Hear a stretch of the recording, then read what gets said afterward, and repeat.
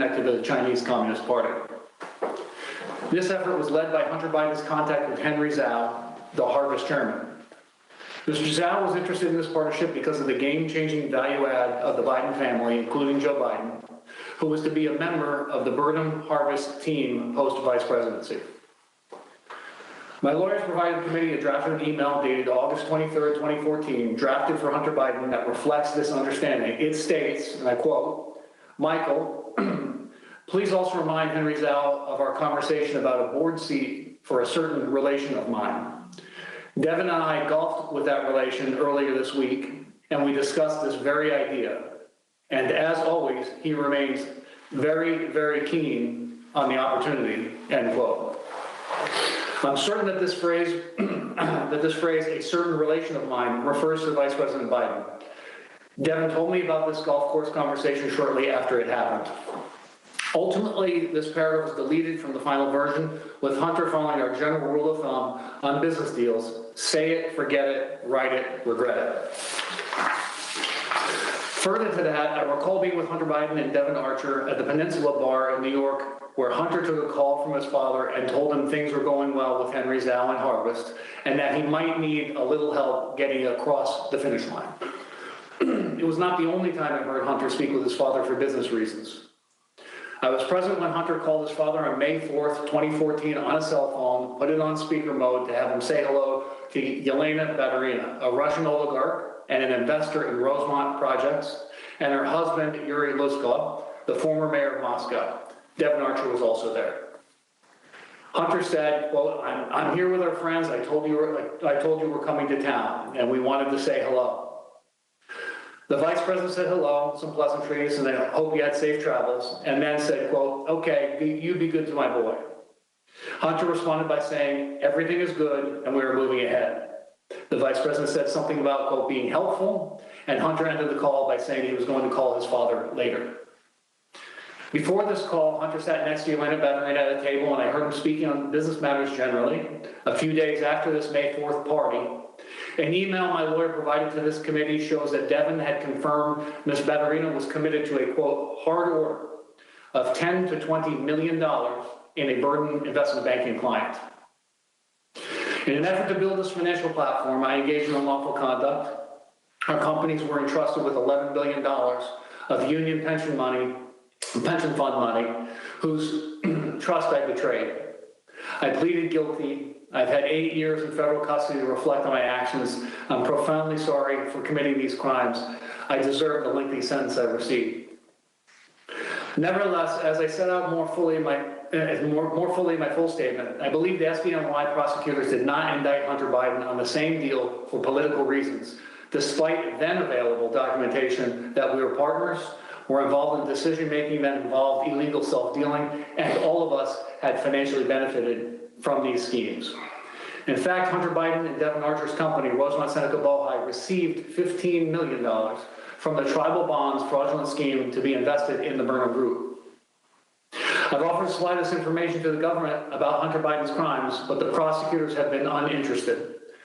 And my request for commutation I filed in DOJ in December 2020 did provide information about Hunter's culpability.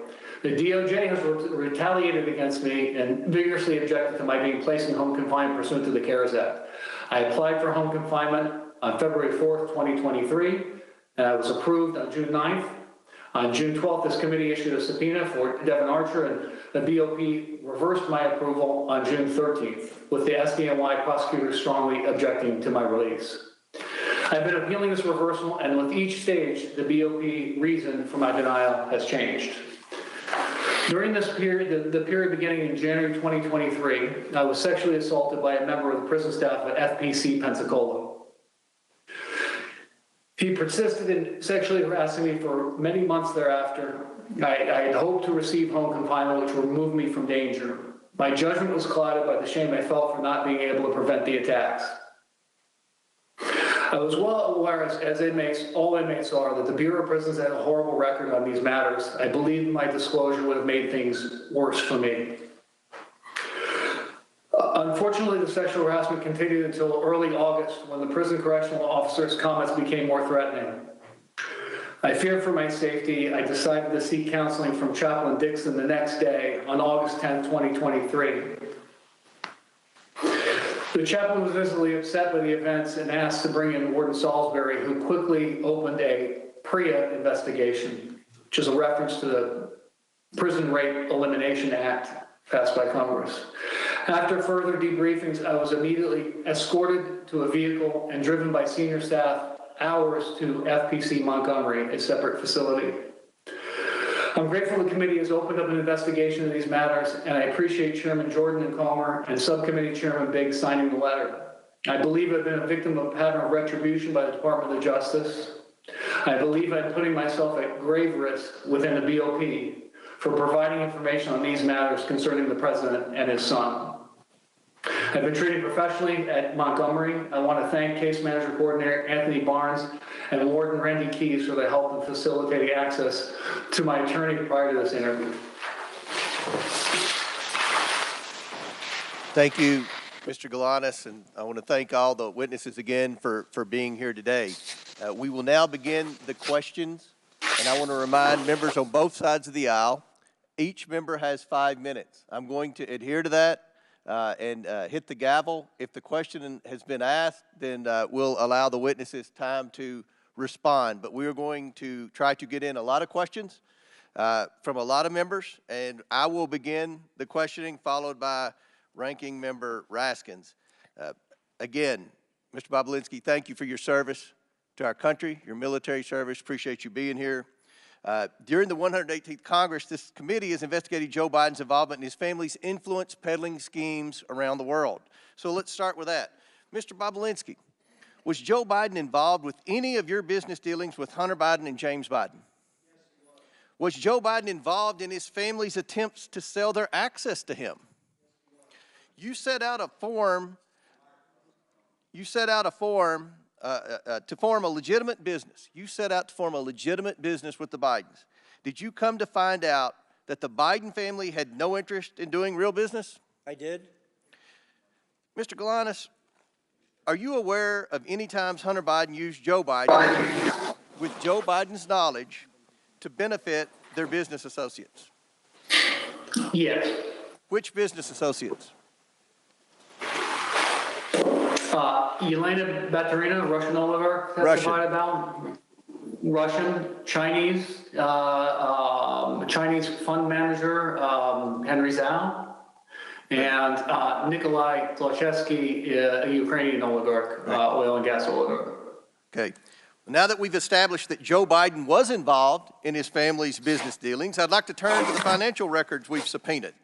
One major point my Democrat colleagues downplay is how much money the Bidens accumulated from foreign business ventures in such a short period of time. We have over $24 million to the Biden family and their business associates from 2014, while Joe Biden was vice president, to 2019. Mr. Bobulinski, there came a time when you were attempting to raise $10 million from the Chinese to pursue an actual business deal, a real business deal. But it wouldn't be correct to say this was a $10 million deal, would it? What did the Bidens conceive of the business with the Chinese becoming? The Chinese were committing to deploying billions of dollars in infrastructure projects here in the United States as well as around the world. Mr. Galanis, what was the financial goal you, Mr. Archer, and Hunter Biden set out to achieve? Was it millions of dollars or billions of dollars?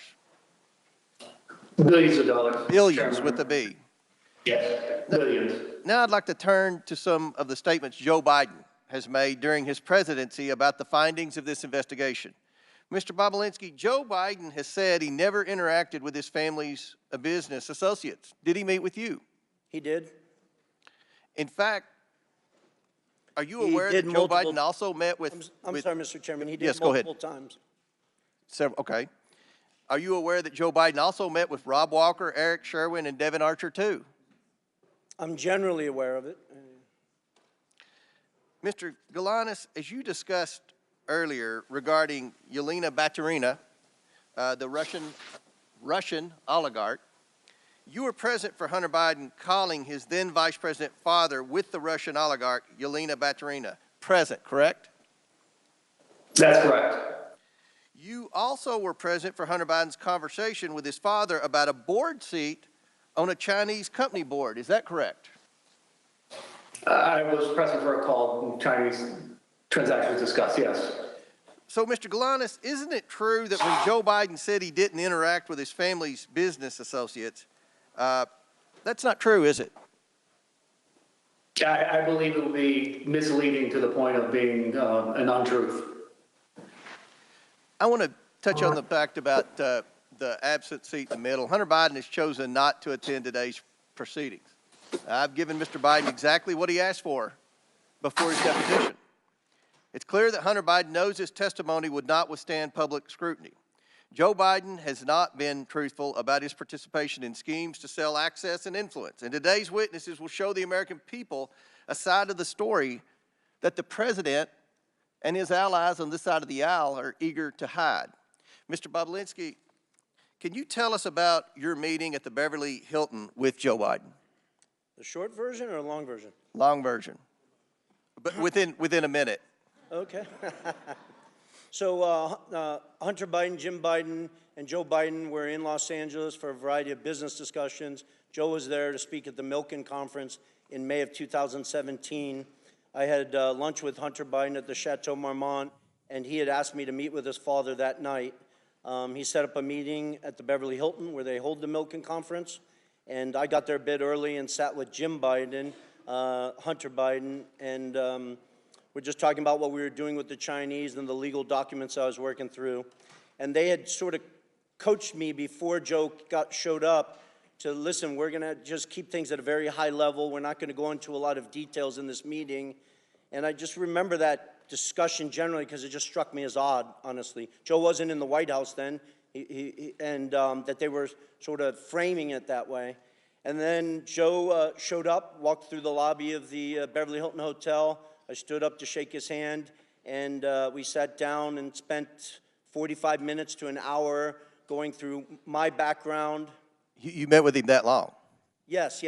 This wasn't a handshake, right, a 2-second discussion about the weather. This was a 45-minute long meeting to an hour where we talked about a lot of stuff. Very good. Thank you. Chair now recognizes ranking member asking for his questions.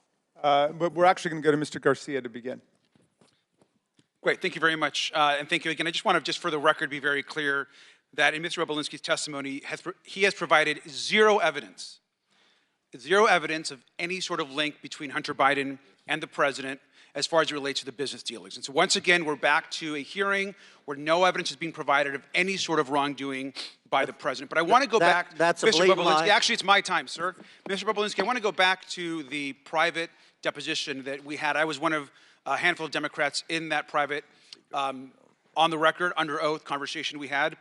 And during that deposition, I asked you a question of which you gave a false answer to, and I want to go back to that. I asked you specifically who got you into the presidential debate that was attended by you and others, and that, of course, was a huge moment in that campaign, and you could not recall. In fact, you said, quote, "I do not recall who got me into the debate." Do you remember telling me that, sir? You were playing semantics, trying to ask me as if somebody called me directly and gave me a ticket like sir, I was going to a movie Sir, I theater. asked you, I told you I'm going to reclaim my time, sir. ordered I'm going to me. reclaim my time. What I Well, said you was, just asked me a question, Mr. I'm reclaiming my time. Thank you, sir. What I asked you was, do you recall who actually got you into the presidential debate? You actually said, quote, "I do not recall who got me into the debate." You did not remember who got you into the debate between President Biden and between Joe Biden and Donald Trump.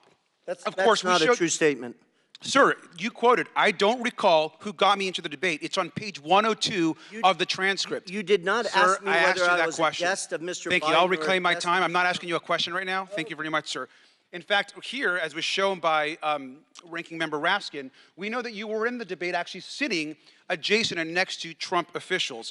When we were confronted again on this same question, Mr. Bobulinski, if you were a guest of Mr. Trump's at the debate, you responded and you quoted, once the Wall Street Journal called you out, quote, "Is the Wall Street Journal God or something? Like you act like this is some encyclopedia of fact." And you refuse to still confirm that you were a guest of Donald Trump. So I want to ask you one more time, sir. Were you a guest of Donald Trump at the presidential debate? Mr. Garcia, those were not the questions you asked me in my transcribed interview. Wow. You were trying you, to ask semantical answer the question, questions. sir. Were I you was a guest of clearly Donald a guest Trump? Of Donald Trump at the gate, or at the debate. You were. That was obvious to everyone in the world at that Oh, point. it's interesting. You were asking me semantical Thank you, sir. questions. So you were a guest? That you answered the question. Because at the time you said in the transcript, under oath, I don't recall who got me to the debate. So just to be clear. So I want to keep going. So you also call yourself, you're not a political person, yet you went to a presidential debate on behalf of Donald Trump. I also want to make it clear that you made numerous claims and allegations. You've made them today, you've made them before. And yet, even though you're not a political person, this is also another photo of you. You actually chose to show up at a press conference for Donald Trump prior to the debate because you're not a political person. Did you show up to a press conference for Donald Trump before the debate? I can't qualify whether it was for Donald Trump. Do you know who invited you? Sir, who invited you to the debate? Donald Trump, you said. Who invited you to the press conference?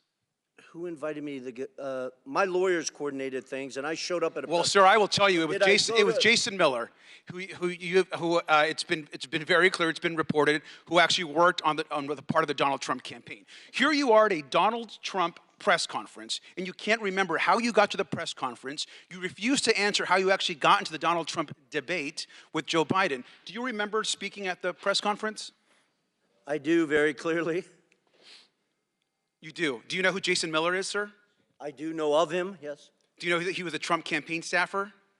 Mr. Garcia, you keep asking me semantical questions. You underestimate that I had 3 lawyers around me that were coordinating my travel, where I was going, and stuff Well, sir, like that. interesting. So please stop. Well, I'll reclaim my time. Thank you very much. It's interesting, sir, because you show up to a pre-debate press conference. You show up to a presidential debate, both invited to by a person running for the presidency of the United States. You know the stakes are high, yet you have no idea how you got to the press conference. You don't remember how you got to the debate. And here you are speaking at a press conference of which the national media, so how did you get to this press conference? I flew on a plane. Who invited you? Are we going in circles? Sir, who invited you to the press conference? My lawyers told me I was invited to come to Tennessee. At that point, I was trying to get the truth and the facts out to the American people. At that moment in time, if I recall, I believe 80 million people watched that debate, and that was probably the number one. Thank you, sir. I reclaim my time. Well, with that, I think it's very clear for someone that can't remember how I got to a Donald Trump press conference or a Donald Trump debate, you're completely an uncredible witness, sir. Thank you, and I yield back. Gentleman's time has expired. Chair now recognizes the chairman of the House Ways and Means Committee, Jason Smith, for 5 minutes. Thank you, Mr. Chairman. We've previously heard from 2 IRS whistleblowers that Joe Biden was the brand being sold by his family members.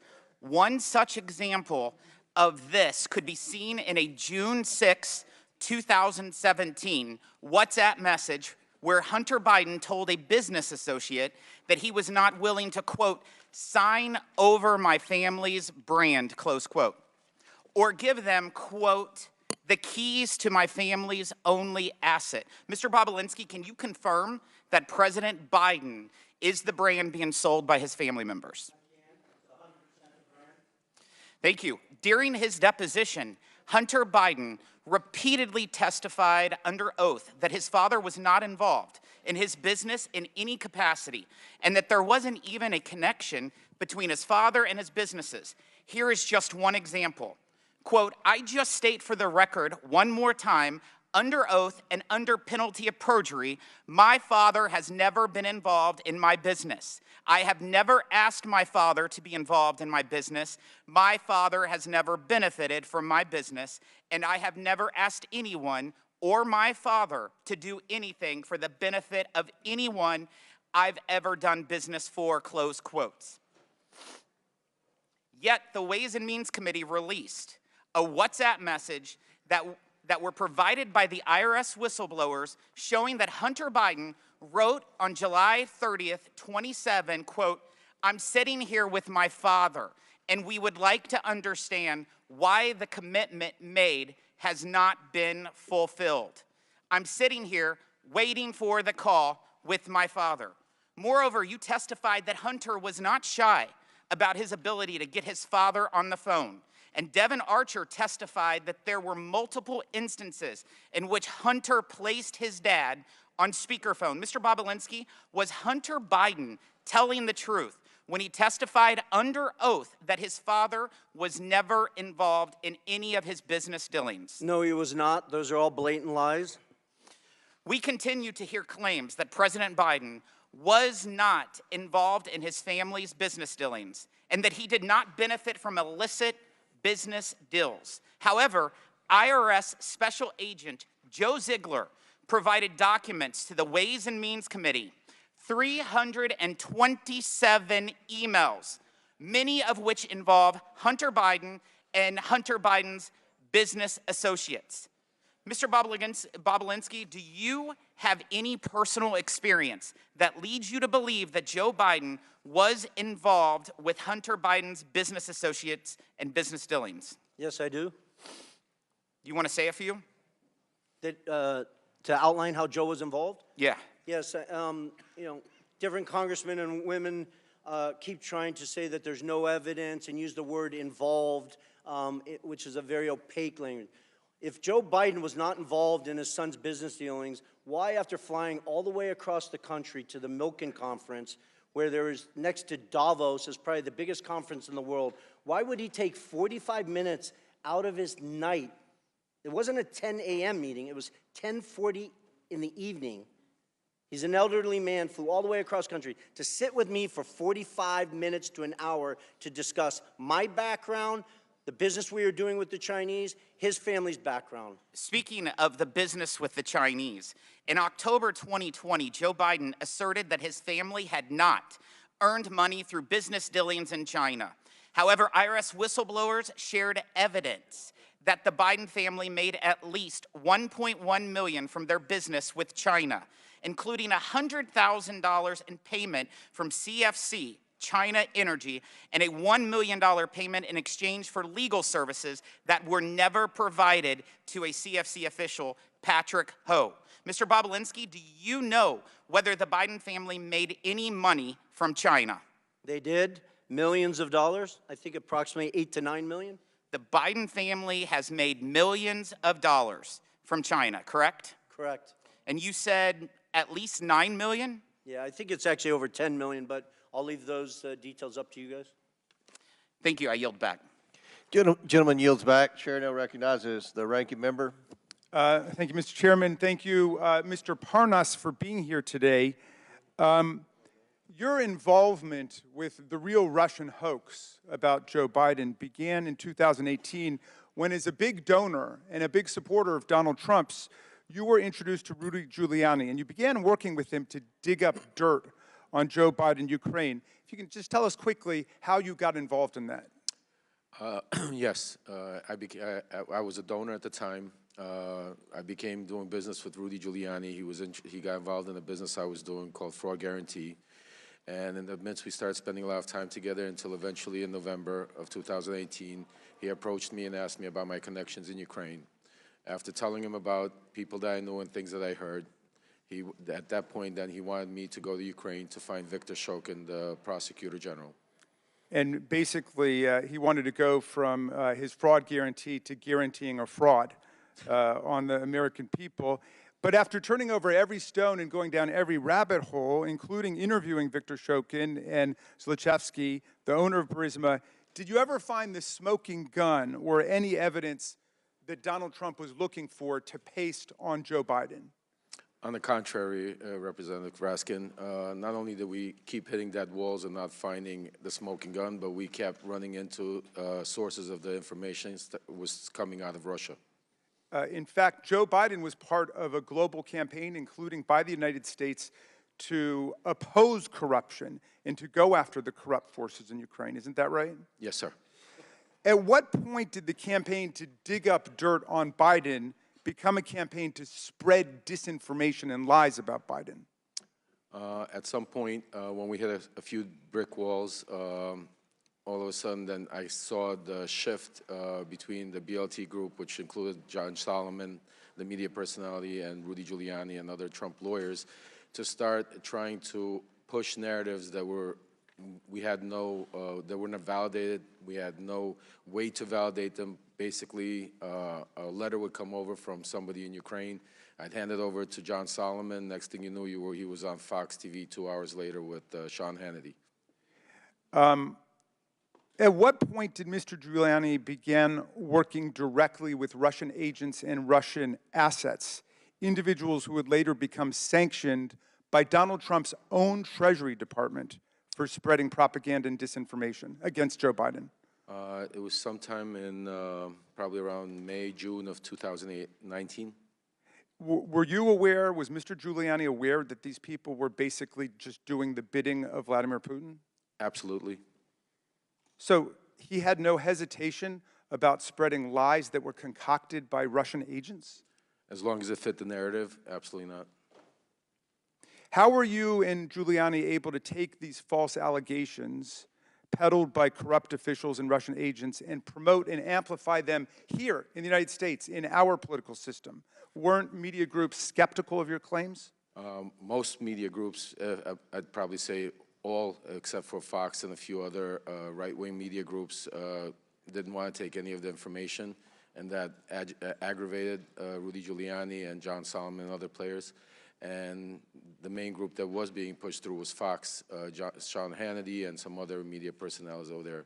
But then there was also other people that were doing the bidding for the Russian people in Congress, like Senator Ron Johnson, like Congressman Pete Sessions that sits here right now, that was with me from the very beginning on this journey into digging dirt on Joe Biden. Is Putin's war on Ukraine today, which has cost hundreds of thousands of people's lives, is that part of the vaunted Russia hoax? Russia hoax? Absolutely not. Is it real? Yes, absolutely. I want to ask you a more personal question, if I might, Mr. Parnas, because in my several years living through this extraordinary period of American history, I've tried to ask people like Michael Cohen and Cassidy Hutchinson. I've wondered about people like General Milley, General Kelly. Why did you break with all of the deceit and corruption and lies of Donald Trump? How did you get out of that culture? I mean, it was very difficult. I actually had to hit a brick wall myself and get arrested, and to be able to get out of that cult, because when you're in that cult, when you're around them, you have blinders on, and you're only able to see a certain amount of information. You're only able to hear the certain amount of information. You're not allowed to go out of the circle. And if you go outside of the circle, then you're not in the circle. So eventually, you brainwash yourself to believing certain things that are not true. When I was arrested and had some time to reflect and really understand what was going on, I started realizing, looking back and thinking back to moments in time where I started thinking myself that this can't be true and we're doing something wrong.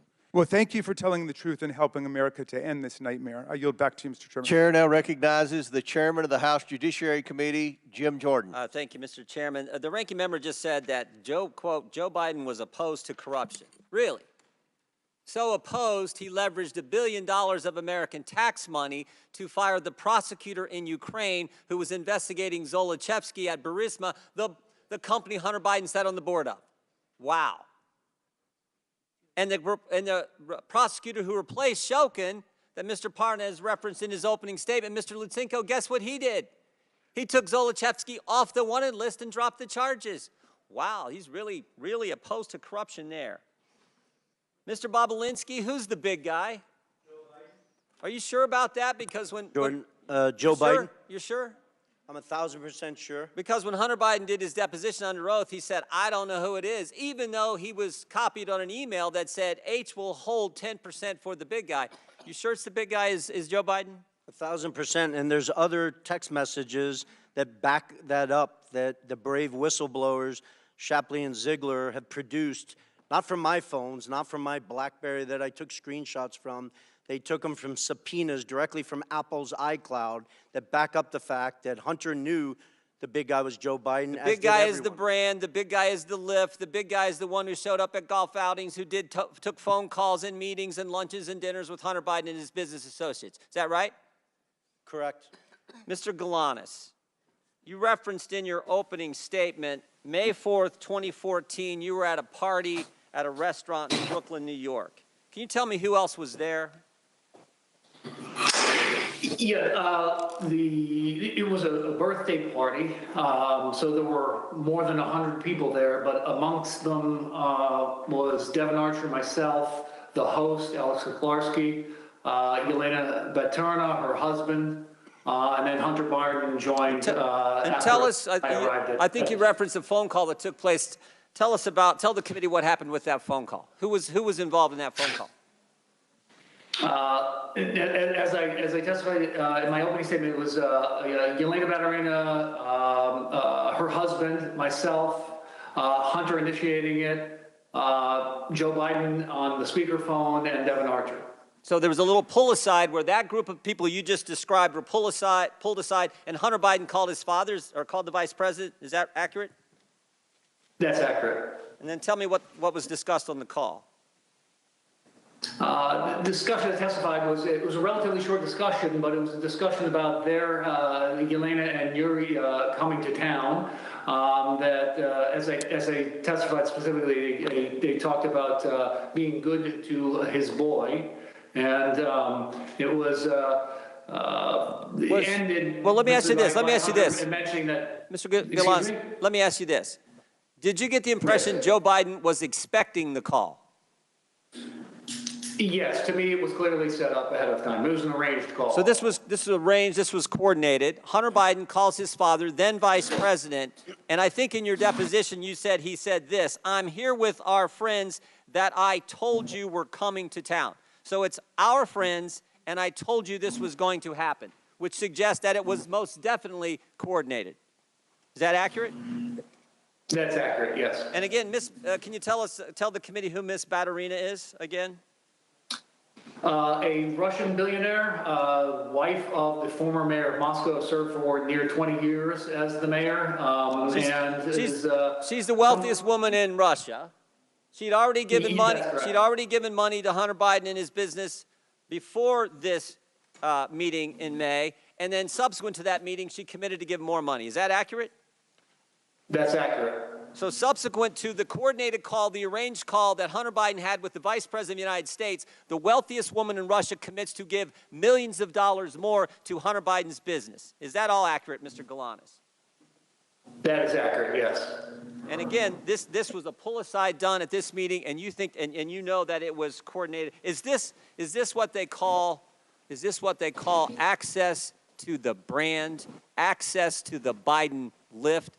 Is that what you would describe it as, Mr. Galanis? I don't think there's any doubt that that was the intent of the call and the objective, yes. And it followed the motto.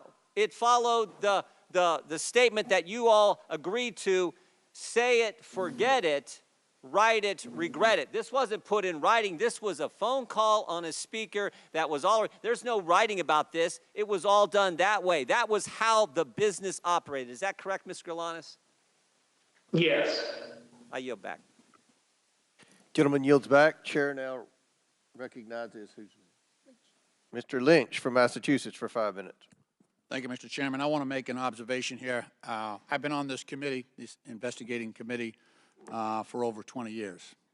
And as an attorney before that, I've had sufficient training and experience to say that with high confidence that when you review the entire record of evidence of these hearings going back over a year, you've actually provided more evidence to impeach Donald Trump for a third time than you have in so much as laying a glove on President Biden. We keep on hearing about the Biden family. When you hear someone say the Biden family, that translates into we have no evidence on the president, so we're going to use the Biden family to try to implicate President Biden. But by the constant bumbling and continually shifting arguments here, you've done nothing more than exonerate President Biden. We heard initially for months, we heard about the Hunter Biden laptop. And, you know, there were absolutely some embarrassing photos on that and some awful information about Hunter Biden's personal life. I will admit that. Then you bring in your own witnesses, your legal experts before this committee and have them testify.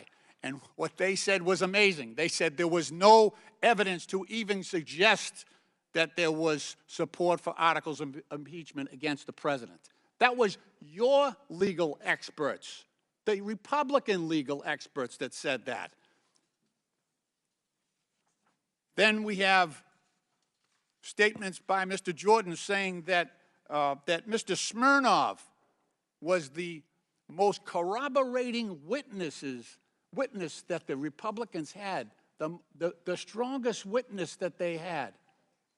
And, of course, after that, we find out through the Trump-appointed prosecutor that all of the information that Mr. Smirnov had provided was fabricated, false, and submitted by the inducement of Russian agents going after President Biden and trying to undermine our democratic system. And now we come to a point where, since that witness blew up, now we're going to prison, and we're reaching out to witnesses who have been convicted and sentenced to prison for stealing $80 million from the pensions of innocent workers. We can't get any lower at this point. That's your star witness. I want to remind people, he's sitting in prison. That's why he can't be here today. He's sitting in prison for scamming workers' pensions. I mean, how low can you get? Then it's the Republicans' idea that this is the best guy they can get to testify against the president. This is the best guy they can get. A guy sitting in prison who can't even be here. Mr. Parnas, you've talked about your own direct involvement with Mr. Giuliani, and you said that your mission was to dig up dirt on President Biden. Can you talk to us about the coordination between yourself and Mr. Giuliani? Thank you for being here. Thank you, Congressman. So basically, it was a shadow diplomacy run by Trump and Giuliani, where Giuliani was the shadow diplomacy Secretary of State. I was his right hand and basically the point person in Ukraine to not only dig up, validate, search, whatever needed to be done to try to find up some corruption against Joe or Hunter Biden to be able to present. Once I would receive whatever information I received, I would then meet with him, John Solomon, other members of the team like Pete Sessions and Derek Harvey or other people there to discuss what we found. At that point, from there, Giuliani would then go to the White House and share with the president. And that was the line of communication. You said also in your testimony that members of this committee, the Republican leadership, should have known before Smirnov was indicted that this information was fabricated about President Biden. Could you talk about that? Congressman Lynch, not that they should have known, they did know. They knew exactly what was going on. They knew that the evidence was not vetted. This information was just coming in from anywhere from left, right field, and it was being pushed straight to the halls of Congress without zero verification of it. Okay, thank you. Mr. Chairman, my time has expired, and I yield back. Gentleman's time's expired. Before I recognize Mr. Palmer, I'd like to enter into the record the testimony of Tony Bobulinski with the committee on February 13th, 2024. It corrects the record of Representative Garcia's, who did not provide your entire testimony. On page 147, you told the committee about your understanding of who invited you to the events referenced by Mr. Garcia. So without objection, I'd like to enter into the record the entire transcribed interview of Tony Bobulinski. And Mr. Chairman, I'd like to enter for the record an article from today's Daily Beast entitled "Texts Reveal More Russia Ties for Key Anti-Biden Witness Bobulinski." Okay, Daily Beast. Without objection. Chair now recognizes Mr. Palmer from Alabama for 5 minutes. Mr. Bobulinski, I have very limited time, and I want to get through a lot of information, so please answer these questions with a yes or no, if you don't mind. You have met Joe Biden, isn't that correct? Correct. In fact, you had a meeting with Joe Biden, isn't that correct? 2 of them. One of those times was before the Milken Conference in Los Angeles, May of 2017, is that correct? It was during the Milken Conference. You provided a great deal of documentation to this committee. I want to show you some messages between you and Hunter Biden, be on the screen here, in May of 2017 before you first had a meeting with Joe Biden. These are messages between you and Hunter Biden dated May 2nd, 2017. Do you recognize these? I do. At the bottom, Hunter wrote, "Dad, not in now until 11. Let's me and Jim meet at 10 at Beverly Hilton where he's staying." Jim is James Biden, President Biden's brother. Is that correct? Correct. The next set of messages is, if you put those on the screen, is between another business associate of Hunter Biden's and you. His name is James. Do you recognize it? I do. At the top, you write, "About to meet Hunter, Jim, and I guess Joe at Beverly Hilton Hotel." Joe is now President Joe Biden. Is that correct? Correct. This chat between you and Joe Biden, Joe Biden's brother, you write to Jim, "Great to meet you and spend some time together. Please thank Joe for this time. It was great to talk. Thanks, Tony B." You met with Joe Biden, Hunter Biden, and Jim Biden the night before the Milken Conference in 2017. Is that correct? I did, and Jim Biden perjured himself by trying to deny that Thank you, Mr. Bobulinski. That was at the Beverly Hilton, correct? Correct. You can provide more details around that meeting. What was the purpose of that meeting? I didn't ask for the meeting, so I wish Hunter Biden was sitting next to me and he could under oath describe it. But the only reason why I was meeting with Joe Biden and the only reason why I was there is because I was the CEO of the enterprise that they were putting together with the Chinese company CFC. So can you give me a little more detail about what was discussed in the meeting? Well, as I said earlier, before Joe Biden showed up, Hunter and Jim Biden coached me, said a sort of outline that we wouldn't go into a lot of details. So through the 45 to 60-minute meeting I had with Joe Biden, I think it was about 10:40 p.m. after he flew across country, we talked about my background, my family's military background, the different business ventures I'd done around the world, the family I worked with. Joe spent time talking about his family, some of the tragedies that they had lived through. And at a high level, Hunter actually introduced me to Joe because before Joe came and sat down with us, Hunter said, "Hey, give me 5 to 10 minutes. I need to read my father in on it." So when you're referencing Joe and Hunter's father, you're referencing President Joe Biden. I am. Correct. These 4 images, well, in this message you sent to James again, you said you spent more time with Joe and Jim this morning, and to be factually correct, that's President Joe Biden and James Biden, his brother.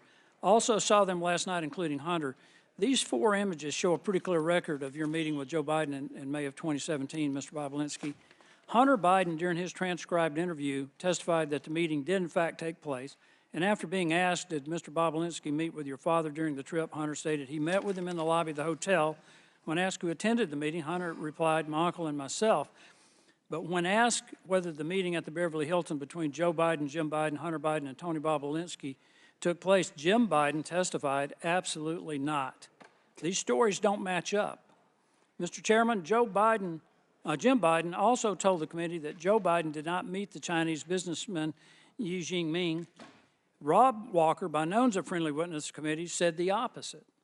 So, Mr. Chairman, it appears to me that there are material inconsistencies between the witnesses' testimony. These witnesses' statements appear to me to be irreconcilable. In short, Mr. Chairman, someone appears to be lying to the committee. The inconsistent testimony seems to come from Jim Biden, the president's brother. Lying to Congress is a serious offense, Mr. Chairman, a criminal one, in fact. And if the Bidens or anyone else has come before this committee and lied to this committee, I strongly encourage the committee to pursue criminal referrals to the Department of Justice. One last thing that I want to ask, and Mr. Bobulinski or Mr. Galinas, have either of you heard of any offer of a pardon for anyone involved or associated with or a partner to the Biden family enterprise corruption investigation? I'm sorry, that was a question. Have I Have heard you anything heard of anyone being suggested that a pardon might be in order for anyone associated with this enterprise? I have not. Thank you, Mr. Bobulinski. Thank you, Mr. Chairman. I yield back. Mr. Chairman, I just have a parliamentary inquiry. We've heard for months now and seen the photo of that BlackBerry with the cracked screen. Does the committee have in its possession the data from Mr. Bobulinski's phone from which he's allegedly taken these pictures? Because I think we need the data that they keep referring to. And maybe Mr. Bobulinski could just turn it over to us, or we could subpoena it today. We have the images that we have shared with you. Right, I saw the picture of the cracked BlackBerry, but do we have the underlying texts that are being referred to by my friend Mr. Palmer?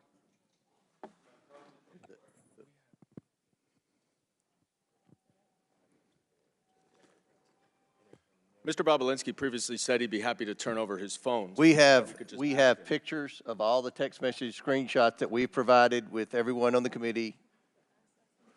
Okay. And all right, well, of course, he's just given us, obviously, the ones he's selected.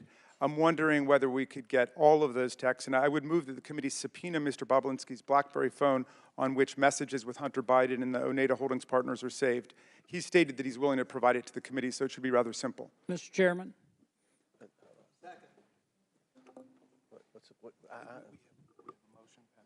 Yeah. Okay, there's a motion to subpoena Bobulinski's BlackBerry. Yeah, with the texts that were just referenced by Mr. Palmer. Chairman, I move the Chair recognizes Mr. Jordan. I move the table the motion. There's a motion to table. I request The motion is to table is not debatable. As many as Mr. in Chairman. favor of tabling may signify by saying aye. Aye. All those opposed signify by saying no. No. In the opinion of the chair, the ayes have it, and the motion to table Well, is agreed to. Mr. Chairman, what we're doing is we're tabling evidence here, which you keep relying on, so I'm going to ask for a recorded vote for that. Yeah. That just makes no sense. A recorded vote is ordered. We'll suspend for a moment. We don't, this is a committee hearing. We don't have the clerk. Will somebody go find the clerk? I know.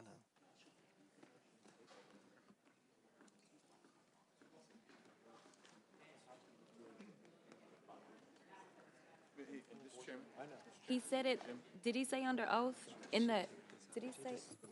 Would, Did he say under? Mr. Speaker, Mr. Chairman, Mr. Minority Leader, do you think it's possible that the witness would voluntarily just give it?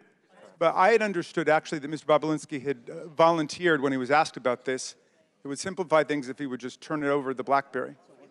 Well, he did very clearly say he's happy to turn over his BlackBerry to the committee. We then asked for it at the deposition. He didn't. We've asked the majority to ask for Mr. it. Goldman, you're out of order. We're in suspension here waiting for the clerk to come so we can take the vote that your side of the aisle requested. You can't make this stuff up. You can't. This is Jurassic Park. Gee.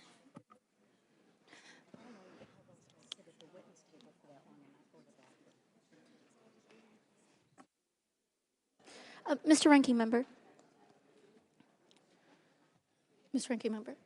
Yes. I solely want to underscore the importance of I'm this. sorry, gentlelady's out of order. You can come back here and talk to him if you want.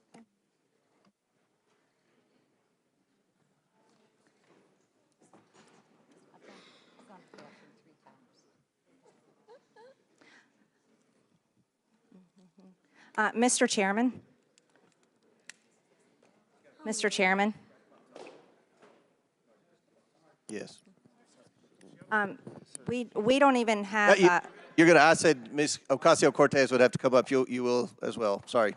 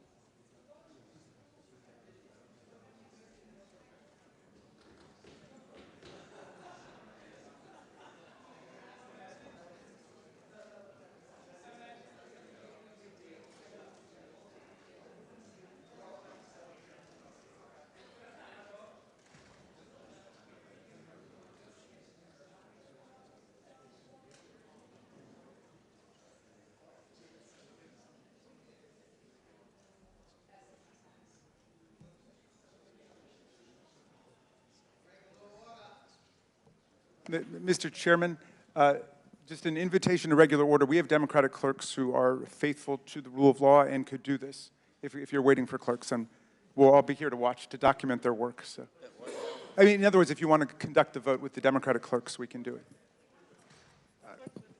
Well, a recorded vote is ordered. The clerk will call the roll. Mr. Jordan? Mr. Jordan votes yes. Mr. Turner? Mr. Gosar? Ms. Fox? Mr. Grothman? Mr. Grothman votes yes. Mr. Cloud? Mr. Cloud votes yes. Mr. Palmer? Mr. Palmer votes aye. Mr. Higgins? Mr. Higgins votes yes. Mr. Sessions? Mr. Sessions votes aye. Mr. Biggs? Mr. Biggs votes aye. Ms. Mace? Ms. Mace votes aye. Mr. LaTurner? Mr. LaTurner votes aye. Mr. Fallon? Mr. Donalds? Mr. Donalds votes yes. Mr. Perry? Mr. Timmons? Mr. Timmons votes aye. Mr. Burchett? Ms. Green? Aye. Ms. Green votes aye. Ms. McLean? Ms. McLean votes aye. Ms. Boebert? Mr. Fry? Mr. Fry votes aye. Ms. Luna? Mr. Langworthy? Mr. Langworthy votes aye. Mr. Burleson? Mr. Waltz? Mr. Waltz votes aye. Mr. Raskin? No.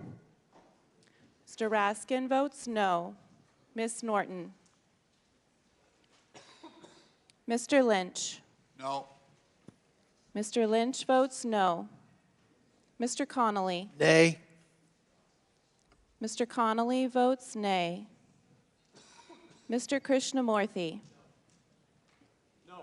Mr. Krishnamurthy votes no. Mr. Khanna? Mr. Mfume? No. Mr. Mfume votes no. Ms. Ocasio-Cortez? Nay. Ms. Ocasio-Cortez votes nay. Ms. Porter? Ms. Bush? Ms. Brown? Ms. Stansbury?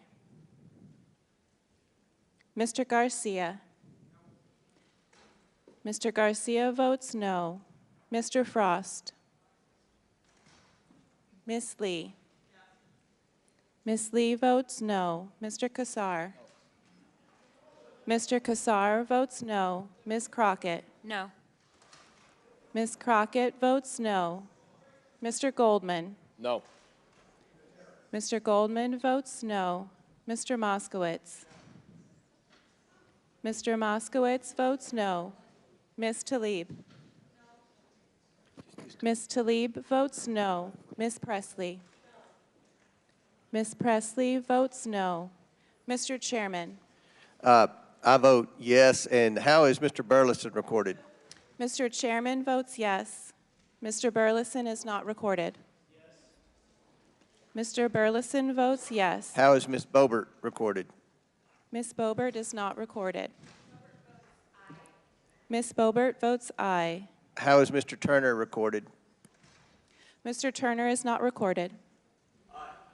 Mr. Turner votes aye. How is Mr. Frost recorded? Mr. Frost is not recorded. No. Mr. Frost votes no. Porter? How is Mr. Fallon recorded? Mr. Fallon is not recorded. Mr. Fallon votes aye. How is Ms. Porter recorded?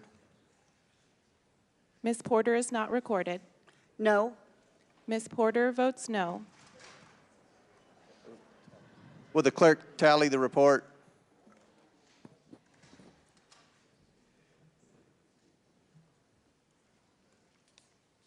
So who's next? Who do I recognize?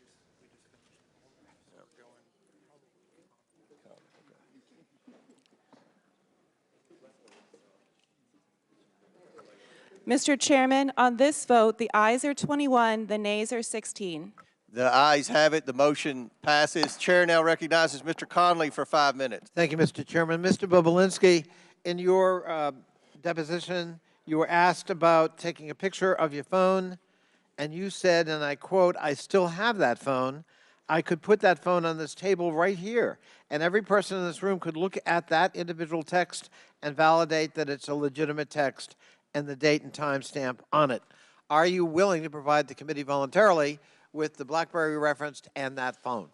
I'm willing to sit in a room with both the chairman and the ranking member with my phone and their staff, and we can go through each and every text message. As I said in my interview, I had a forensics expert plug into my BlackBerry, somebody who's done extensive work for the FBI for over 10 years with an interest of pulling all the data off that phone so I could provide it to the committee. Unfortunately, they were using Cellbrite software, which is the software that the FBI uses, and they were unable to pull the data off the phone. Okay. So I am more than willing to sit in a room with the Mr. Chairman and the ranking member and their staffs with that BlackBerry fully charged, and we can go through each and every message if Well, that's helpful. that's some progress, and I appreciate that, but you can understand, I'm sure, why the committee wants to look at prima facie evidence on its own. Well, I can't, understand excuse why me, you're sir. trying to Excuse me, imply sir. that I This haven't is, cooperated. Mr. Bobulinski, this is my time.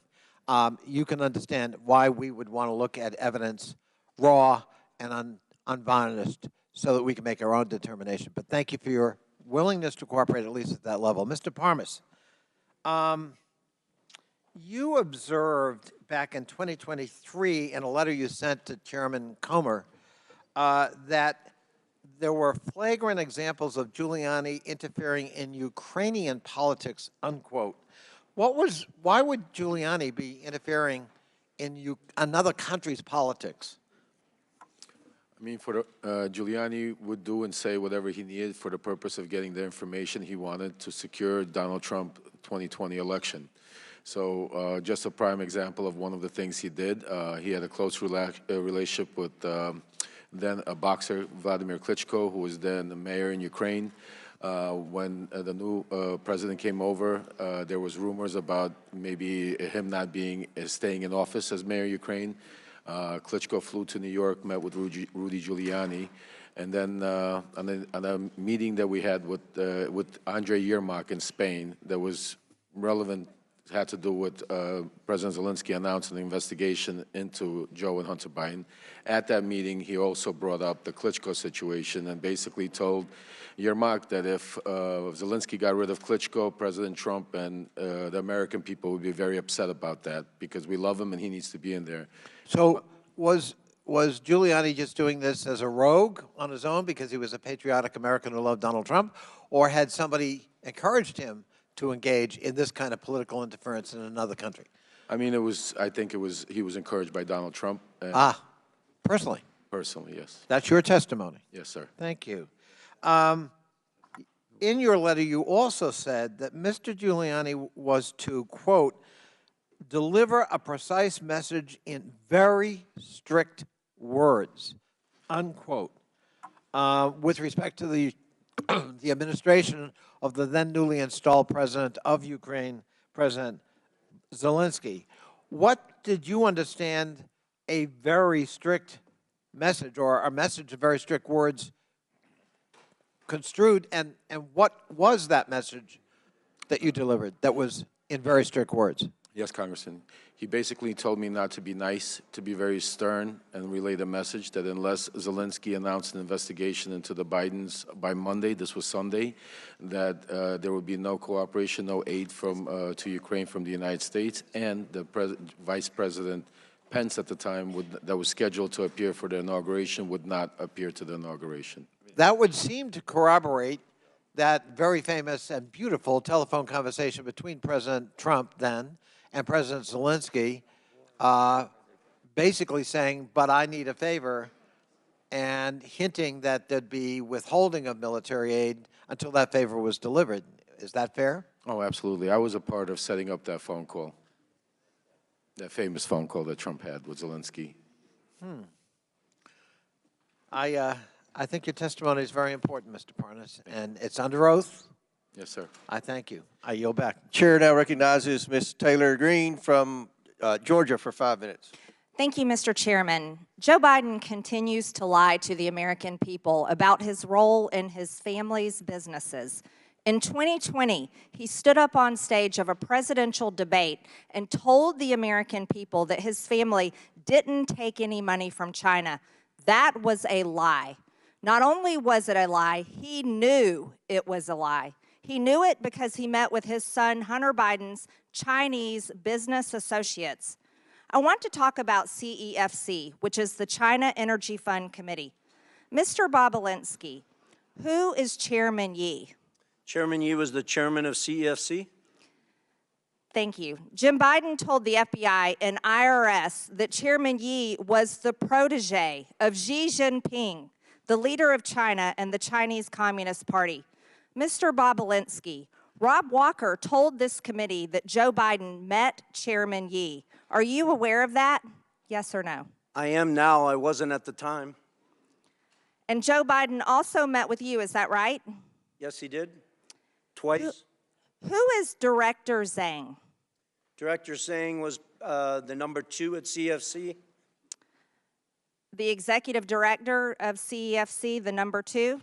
Yeah, he was the number 2 executive, but really the point person that I worked with and the Biden family worked with, and he's the individual that Hunter Biden was shaking down at the end of July 2017, demanding that they fund the $10 million.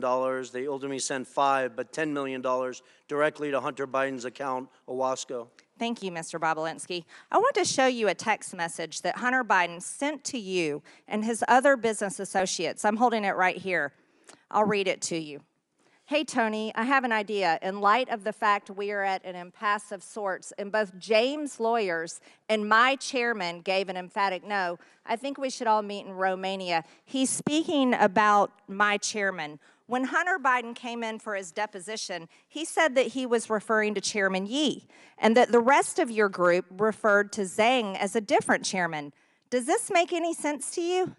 That's a lie. I never heard Director Zhang referenced as chairman, and I had direct communications with Director Zhang over WeChat, met him in Romania, met him in Moscow, met him around the world in New York, trying to develop this business, and he was never referred to as the chairman, first of all. Second of all, that makes absolutely no sense in the context of this message because we are discussing Oneida Holdings, LLC.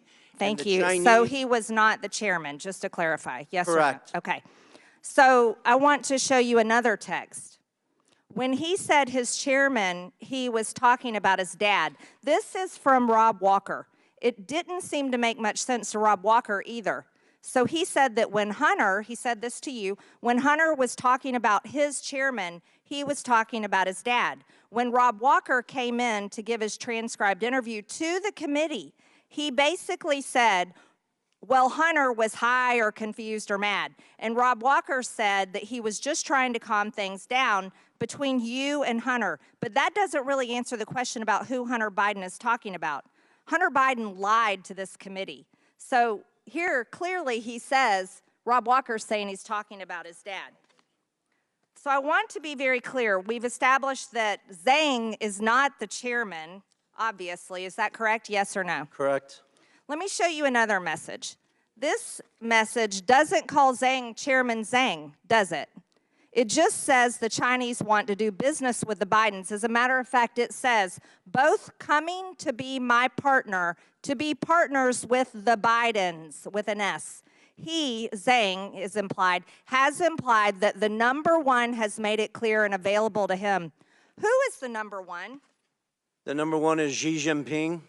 Xi Jinping, the president of China? Yes or no? The leader of the Communist Party, the CCP? Yes. Is the number 1? Yes, that's the number 1 that Hunter was referencing in that message. Now, let's be very clear. This was in 2017, but I would like to make it known for this committee that Joe Biden told the press in 2016, as a matter of fact, I quote, "Yeah, I am. I am going to run in 2020." He told the press in 2016 that he was running for president of the United States in 2020. So here is the Bidens doing business in China in 2017 when everybody knew he was planning to be president of the United States. Do you see that to be a serious problem, Mr. Bobulinski? I do, and I wish this committee would thoroughly investigate it and focus on all the evidence that the SDNY has on CFC. They had FISA warrants, so they were recording conversations, and I wish they disclosed all that data and fact to this committee. Thank you, Mr. Bobulinski. I yield, Mr. Chairman. Gentlelady yields back. Chair now recognize Mr. Krishnamurti for 5 minutes. Thank you, Mr. Chair. Mr. Parnas, Rudy Giuliani tasked you with, quote, a mission to travel the globe to find dirt to damage the Biden's reputation in the 2018-2019 timeframe, right? Correct, yes. And this was in an effort to secure Trump's Re-election as president in 2020, right? Correct, yes. And by dirt, you mean evidence of wrongdoing or criminality, right? Yes, sir. And in your travels, you found, quote, precisely zero proof of the Biden's criminality, right? Correct. And there was no evidence of the Biden's corruption in Ukraine because, as you said, there truly was none, right? Correct, yes, sir. Now, interestingly, you have looked for dirt around the world about the Bidens and specifically Joe Biden in particular, and you say the FBI, CIA, NSA have all failed to produce any evidence of criminal wrongdoing, right? Correct. Not only that, but former Ukrainian President Petro Poroshenko stated, quote, there's not a single word of truth to these allegations about Joe Biden, right? Absolutely, yes, sir. Now, there's a guy named Yuri Lutsenko, who's the former prosecutor general of Ukraine, and he also, quote, confirmed that nothing ties the Bidens to criminal activity in Ukraine, right? Correct. And then there's another prosecutor general named Viktor Shokin, who also said he conceded, quote, that he had no evidence that either Joe or Hunter Biden had ever interfered with Ukrainian law, right? Yes, sir. And the reason you know this is because you talked to each of these people, right? Yes, sir. And your job was to try to dig up dirt or manufacture dirt, right? Yes, sir. And yet we have conducted months of hearings, and because there's been no evidence of wrongdoing, you've called this whole impeachment inquiry a, quote, wild goose chase, right? Yes, sir. Now, interestingly, we've heard from the other side that, quote, the real quid pro quo wasn't Donald Trump. It was Joe Biden when he tried to hold up foreign aid when he was vice president in exchange for firing the federal prosecutor in Ukraine that was investigating the corruption from his son. Now, you, again, looked for evidence to support this claim. There is no evidence, correct? Correct, that was false. In fact, firing the prosecutor would make it more likely that they would go after the company in question, Burisma, not less, right? Well, the ironic part is the reason why majority of the world and Ukraine and the Obama administration wanted to get rid of Viktor Shokin because he was corrupt, not because he was investigating Burisma, because he was stalling investigations for UK that was looking into a $23 million they wanted to get out from Zlochevsky, and Shokin stalled that investigation. So it was the logic is just the opposite of what the majority claims is to be the case, namely that they say that somehow Joe Biden was out to fire the prosecutor to reduce the chances of a prosecution of Burisma. But actually in firing that prosecutor, he increased the chances of prosecuting Burisma, right? Absolutely correct, yes. So let me just talk to you about what some of the other witnesses in this impeachment inquiry have said. Jonathan Turley, the constitutional expert the Republicans brought forward, said there's no evidence of which he was aware to support impeaching the president. You agree with that, correct? 100%. Garrett Graves, a colleague of ours, said just last week, quote, have I seen anything that is impeachable? No, I haven't. You agree with that statement as well? Yes, sir. Last year, our Republican colleague Ken Buck, who's about to retire, said that evidence of wrongdoing by President Biden, quote, doesn't exist right now. It doesn't exist now. It didn't exist then, right? That's exactly true, sir. Sir, how many times have you met Donald Trump? Well over 10 times, I'd say. I'd have to count, but lots of times. Is there anything that you'd like to relate to us about your conversations with Donald Trump that would bear on the conduct of these proceedings? I mean, Donald Trump was aware of everything that was going on that day in the Red Room when we were in the White House. After Rudy bringing Donald Trump up to speed on that I could go out to Ukraine and get Viktor Shokin, Donald Trump approached me, shook my hand, said, "Thank you for all that you're doing. Keep up the good work," patted me on the back, took pictures, and I was off to Ukraine. To meet with Viktor Shokin? To find Viktor Shokin, to bring him back here to meet with Lindsey Graham. Got it. Thank you so much. I yield back. Thank you. Chair now recognizes Mr. Cloud from Texas for 5 minutes. Thank you, Chairman. Now, we have heard time after time Joe Biden, say that he had no knowledge whatsoever about the business dealings, and that changed. He had never allegedly had any conversation with Hunter. Then they moved the ball to say that, well, he didn't have any business dealings, he wasn't involved, didn't have any financial contribution. Since then, we've uncovered about 20 shell companies, and we have bank records that bring light to that. And while we can't cover all 20 shell companies in 5 minutes, I wanted to focus on one, and that is Rosemont Seneca Bohai. Rosemont Seneca Bohai is interesting, and Devin Archer had testified, and he said this in his testimony. He said that this entity, quote, was used as a common entity, owned 50-50 on a handshake deal between Devin and Hunter splitting these shares. Actually, that was your words, Mr. Galanis. Do you stand by those words? Yes, I do. And Devin Archer agreed with that. He said Hunter was a corporate secretary of RSB and had a handshake 50-50 ownership deal. Is that correct? That's correct, yes. And primarily this company was set up to initially as a place to hold equity from the equity stake of Bohai Harvest. Is that correct?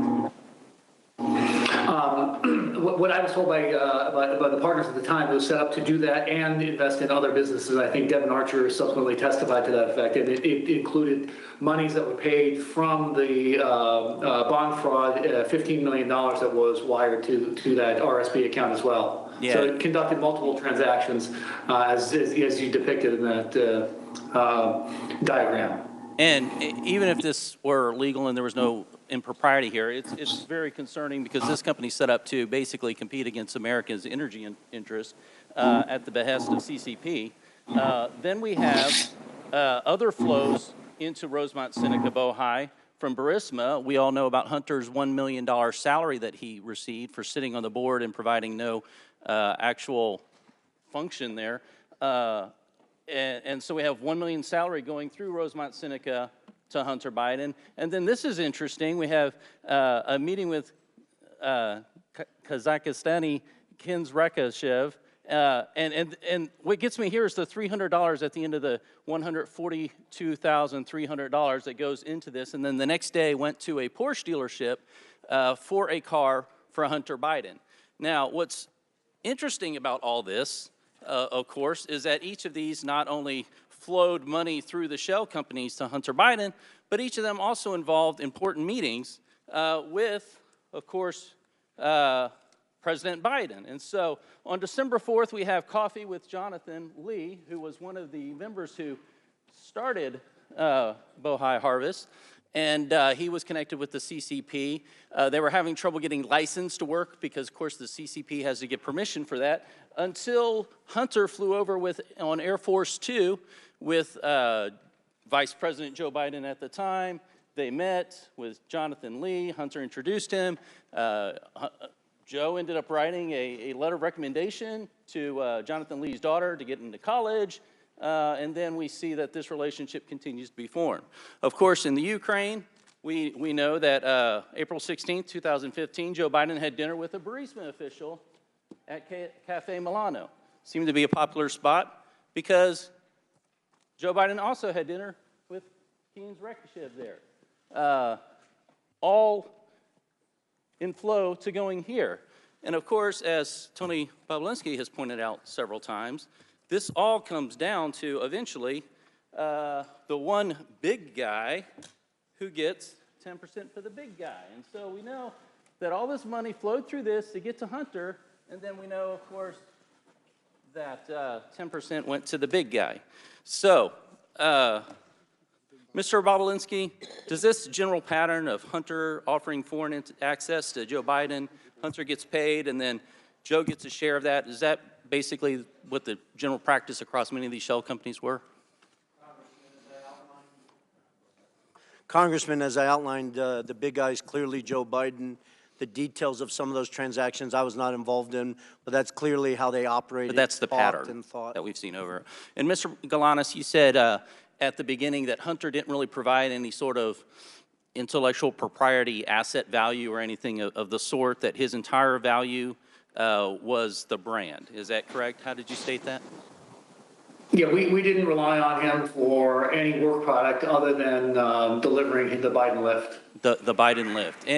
And one more question for you, Mr. Galanis. Did you offer to provide information on Hunter Biden and Devon Archer back in 2016 to prosecutors and the SEC, and what happened there?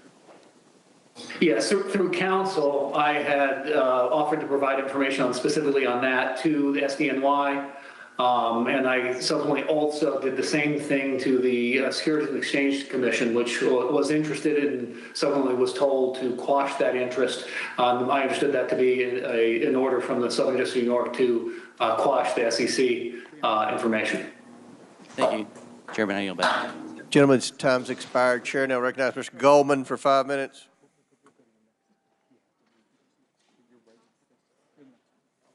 Thank you, Mr. Chairman. I only have 5 minutes, Mr. Bobulinski, so I'm going to try to move quickly, and I'd appreciate if you just answer the questions. You testified that Joe Biden was involved in your business venture related to Oneida Holdings and Hunter Biden. So I want to drill down on the crux of what your testimony is. Oneida Holdings is the business venture that you are referring to, correct? When I'm referring to what? Can you Any business you did with the Bidens? My reference is to Sinohawk Holdings, LLC, and Oneida Holdings, LLC own 50% of that. Right.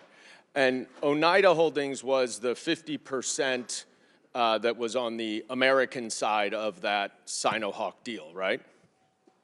It was the 50% that was the Biden side of it. Some of the, James Gilliar is not an American, so. Sorry, fair enough. And it was a joint partnership memorialized in an incorporating document, correct? And it had equal shares divided among 5 partners. Is that right? Well, I can't. Well, are you asking me about what you're holding up? Because sir, was it an equal? Were there equal 20% shares among 5 partners? In what? Oneida Holdings. In the final signed documents? Yes. Is that what you're asking me? Yes. It is? It's not complicated. Well, it is because. All right, you're just filibustering now. The answer is you're filibustering. I get it. That there were 5 partners: Hunter Biden, Jim Biden, Rob Walker, James Gilliar, and you. Each owned 20%.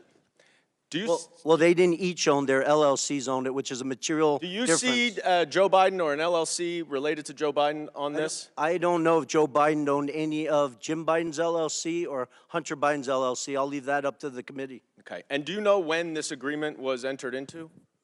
The poster board that you're holding up, or the actual legal document that was signed? The agreement, sir. The agreement. The agreement was signed May 22nd, 2017. Who was the vice president then? May 22nd, you said? I think it was Mike Pence. And who was the president? Donald Trump. Okay. And when did you first meet Hunter Biden? I first met Hunter Biden in early 2017. When? When in 2017? A day or the month. An hour the month or is a good. Month? I believe I briefly met him in New York, but I spent the first meeting I had extensive time with him was in early May 2017. Okay. And that was around the same time that you had those 2 meetings with Joe Biden, right? It was, but prior to that, I had numerous discussions with Hunter. You have said I had lawyers working through the documents that you're Can I please reclaim my time, sir? As I said, we have to move quickly here. Unfortunately, in your testimony earlier today, one of my colleagues asked you about that meeting at the bar, 45 minutes to 60 minutes. And you were also asked about that in your transcribed interview, and in neither of your answers did you mention any discussion that you had at that meeting with Joe Biden about the Chinese business venture. Yet, in grandiose terms here today, you have declared that Joe Biden was involved and that you have mountains of irrefutable evidence to support it. So let's look at the mountains of irrefutable evidence. You provided the committee with a screenshot of a text message that is between James Gilliard and you, dated May 11th, 2017. You see this? I don't know if you can see it. If you can't see, it's just you and James Gilliard, though, right? You remember this text message, I'm sure. Generally, yes. All right. And in it, Gilliard writes, "Man, you are right. Let's get the company set up, then tell H and family the high stakes and get Joe involved."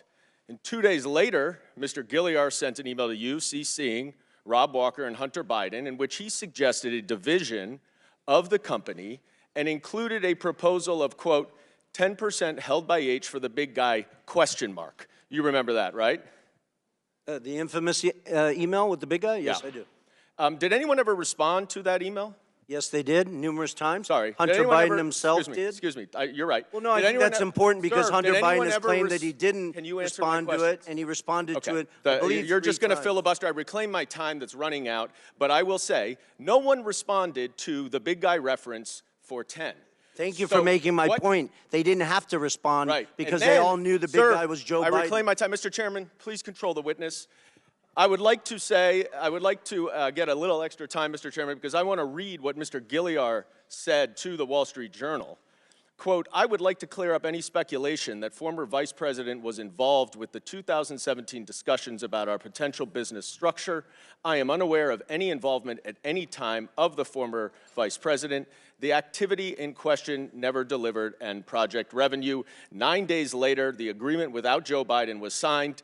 You and James Gilliard wanted Joe Biden involved, and that is why Hunter Biden dumped you and did the business That's a on his blatant own. lie, Mr. And I yield Goldman. You back. know better. Chairman's time's expired.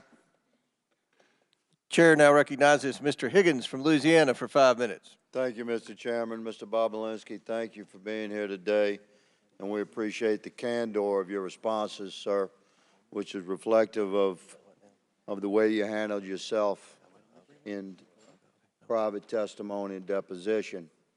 So I thank you for communicating truthfully to the American people today.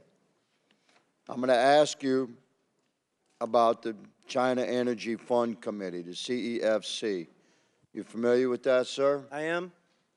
Was this a multi-billion-dollar company, like a Fortune 500 company at one time? It's even bigger than that. If you go back and look at its financials in 2016 and 17, it was probably one of the 5 largest private companies in China. So exactly. So this was a major operation that had a lot of money, and apparently, I'm going to hold up a memo here from this is a chart from the second bank memo, and it shows disbursement of a total of almost $24 million for diamonds.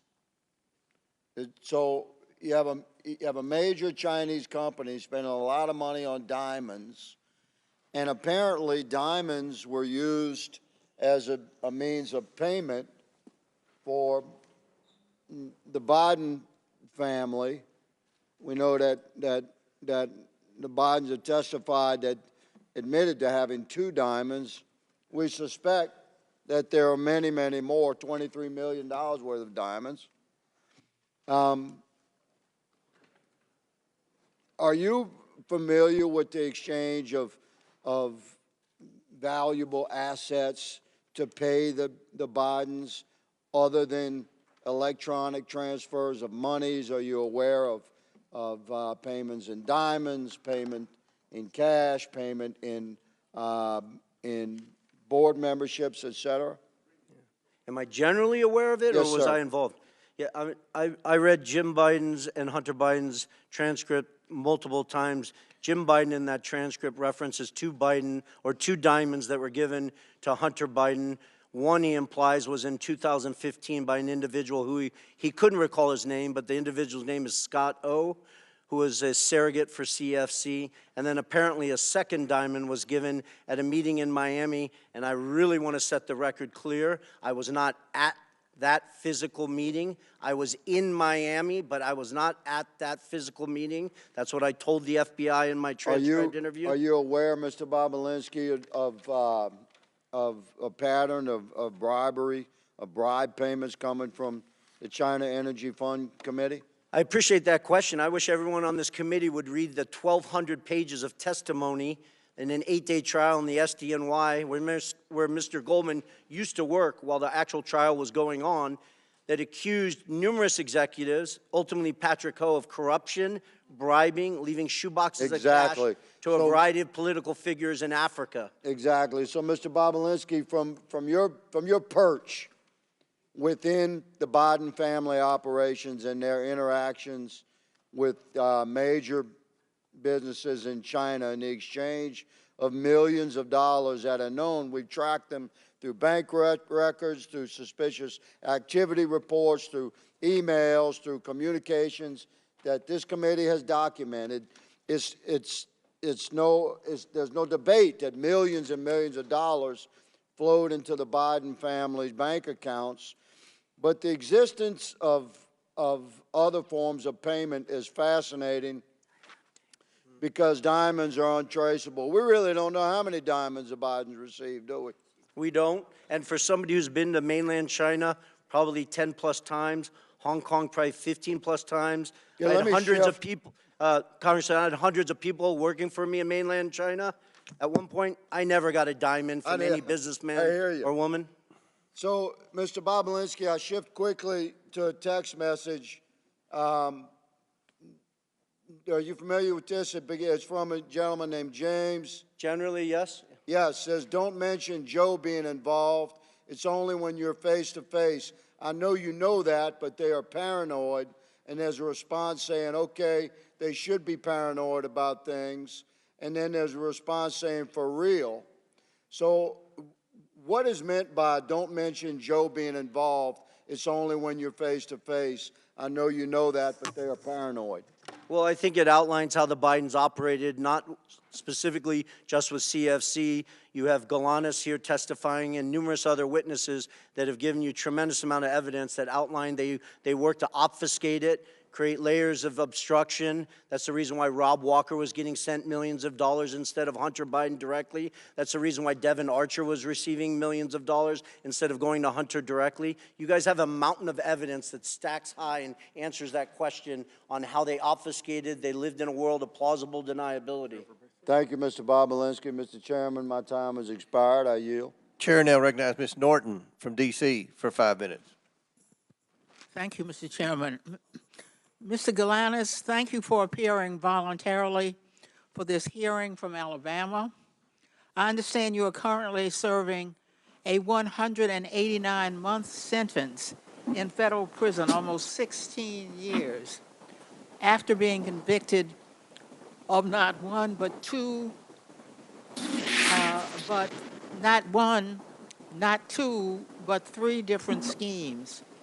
The victims of your schemes, as the judge who presided over your criminal prosecution noted, included, and here I quote, one of the poorest Native American tribes in the country, as well as pension funds held for the benefit of transit workers, longshoremen, housing authority workers, and city employees, hardworking people, everyday people, among others.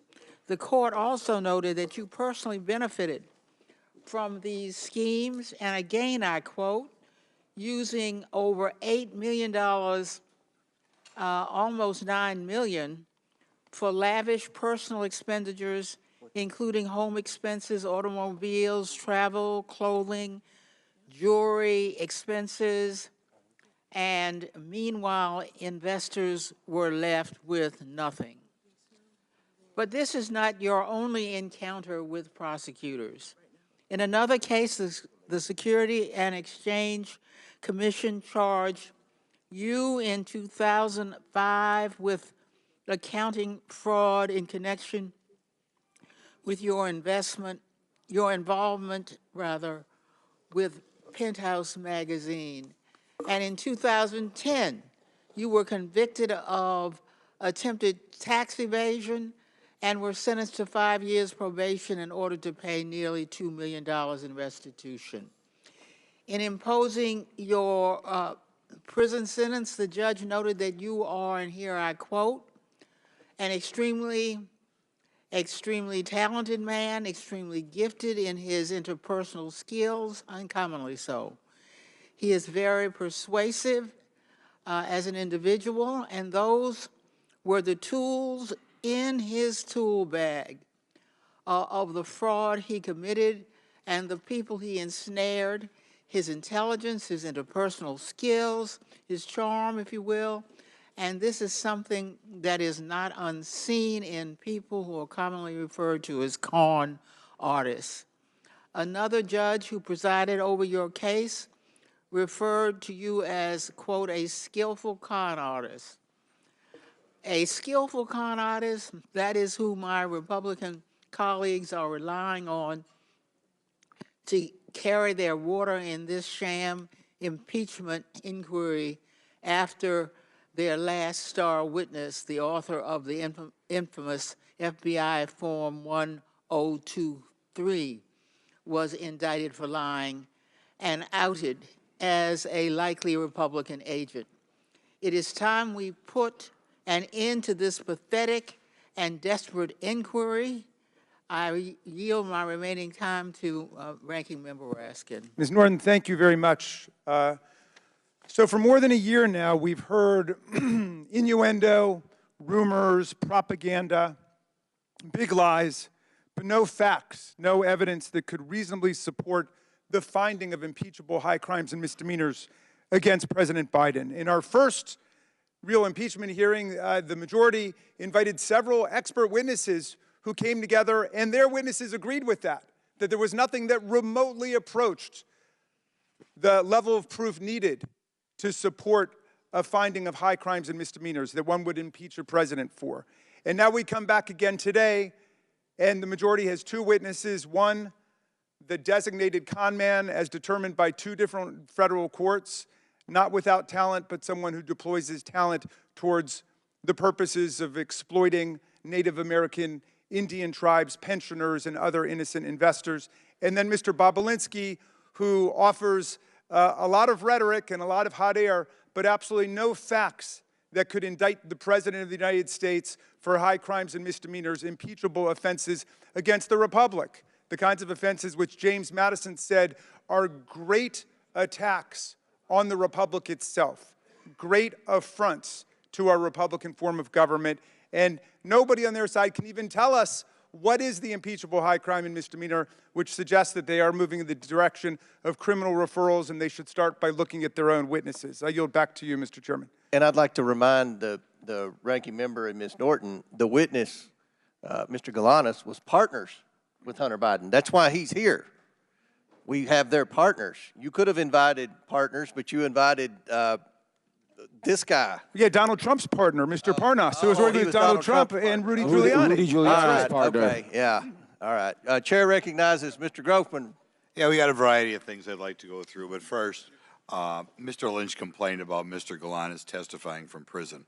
So I'd like to ask unanimous consent to enter into the record the Department of Justice's own press release announcing the sentencing of the Democrats' witness, Lev Parnas, to 20 months in prison for, among other things, making false statements. Without objection on Donald Trump's partner. You're Thank you. Now, Mr. Chairman, you know, we had originally hoped that we'd see a few more witnesses to here today.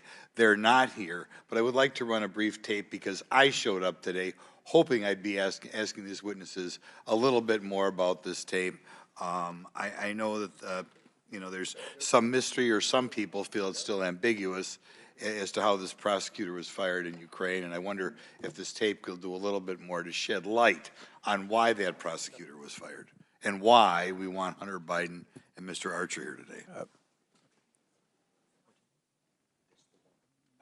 And so I got Ukraine. And I remember going over convincing our team, or others too, convincing us that we should be providing for loan guarantees. And I went over for, I guess, the 12th, 13th time to Kyiv, and I was supposed to announce that there was another $1 billion loan guarantee.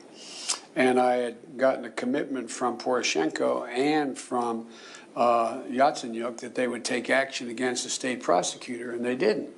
So they said they were walking out to press conference. I said, no, I said, I'm not going to, or we're not going to give you the $1 billion. They said, you have no authority. You're not the president. The president said. I said, call him. I said, I'm telling you, you're not getting the $1 billion. I said, you're not getting the $1 billion. I'm going to be leaving here. And I think it was, what, 6 hours? I looked, I said, I'm leaving in 6 hours. If the prosecutor's not fired, you're not getting the money. Oh, son of a bitch. Got fired. And they put in place someone who... I just wanted to put that up there because I do eventually want further efforts made to get Hunter Biden or Mr. Archer here, because we have Joe Biden himself bragging that they got rid of a prosecutor who would have provided his son's business dealings with a little bit more tough going, or more observation. I'll put it that way. Now, Mr. Bobulinski, in previous interviews, in previous interviews with this committee, you said that Joe Biden not only knew about the family's business dealings, but enabled them and participated in them. You went so far as to say, it's clear to me that Joe Biden was the brand sold by the Biden family. Could you elaborate a little bit why you felt that way again? Correct. That's one of the challenging things I've had to deal with over the last 4 years, with the focus of just simply telling the truth. The obfuscation around these facts are just beyond beyond insane. So I'll use a meeting at the Four Seasons Hotel in Washington, D.C. that I was not at, but apparently 8 to 10 Chinese executives of CEFC were at, with Chairman Yi and Director Zhang. Director Zhang I interacted with extensively. And James Gilliar was in that room, Rob Walker, Hunter Biden was in that room, and my understanding, based on Rob Walker's testimony, is that Joe Biden walked into that room, sat down, shook hands with people, and spent 5 or 10 minutes talking about his family, I guess. I was not in the room. People have tried to obfuscate that meeting like Joe Biden was walking in there to ask about the weather, and Rob Walker said that the Chinese didn't even know that Joe Biden was the former vice president of the United States, which is beyond absurd. The power that those 10 Chinese individuals had to go back to mainland China and say that they were in a room with Joe Biden is the value of what they were giving. Okay. You stated that the Biden family concocted a scheme to give Joe plausible deniability. Could you elaborate on that a little bit? Well, I would just point to all the different text messages and communications. They call him the big guy. I wasn't involved with Mr. Galanis or Mr. Archer, but they're giving you numerous data points.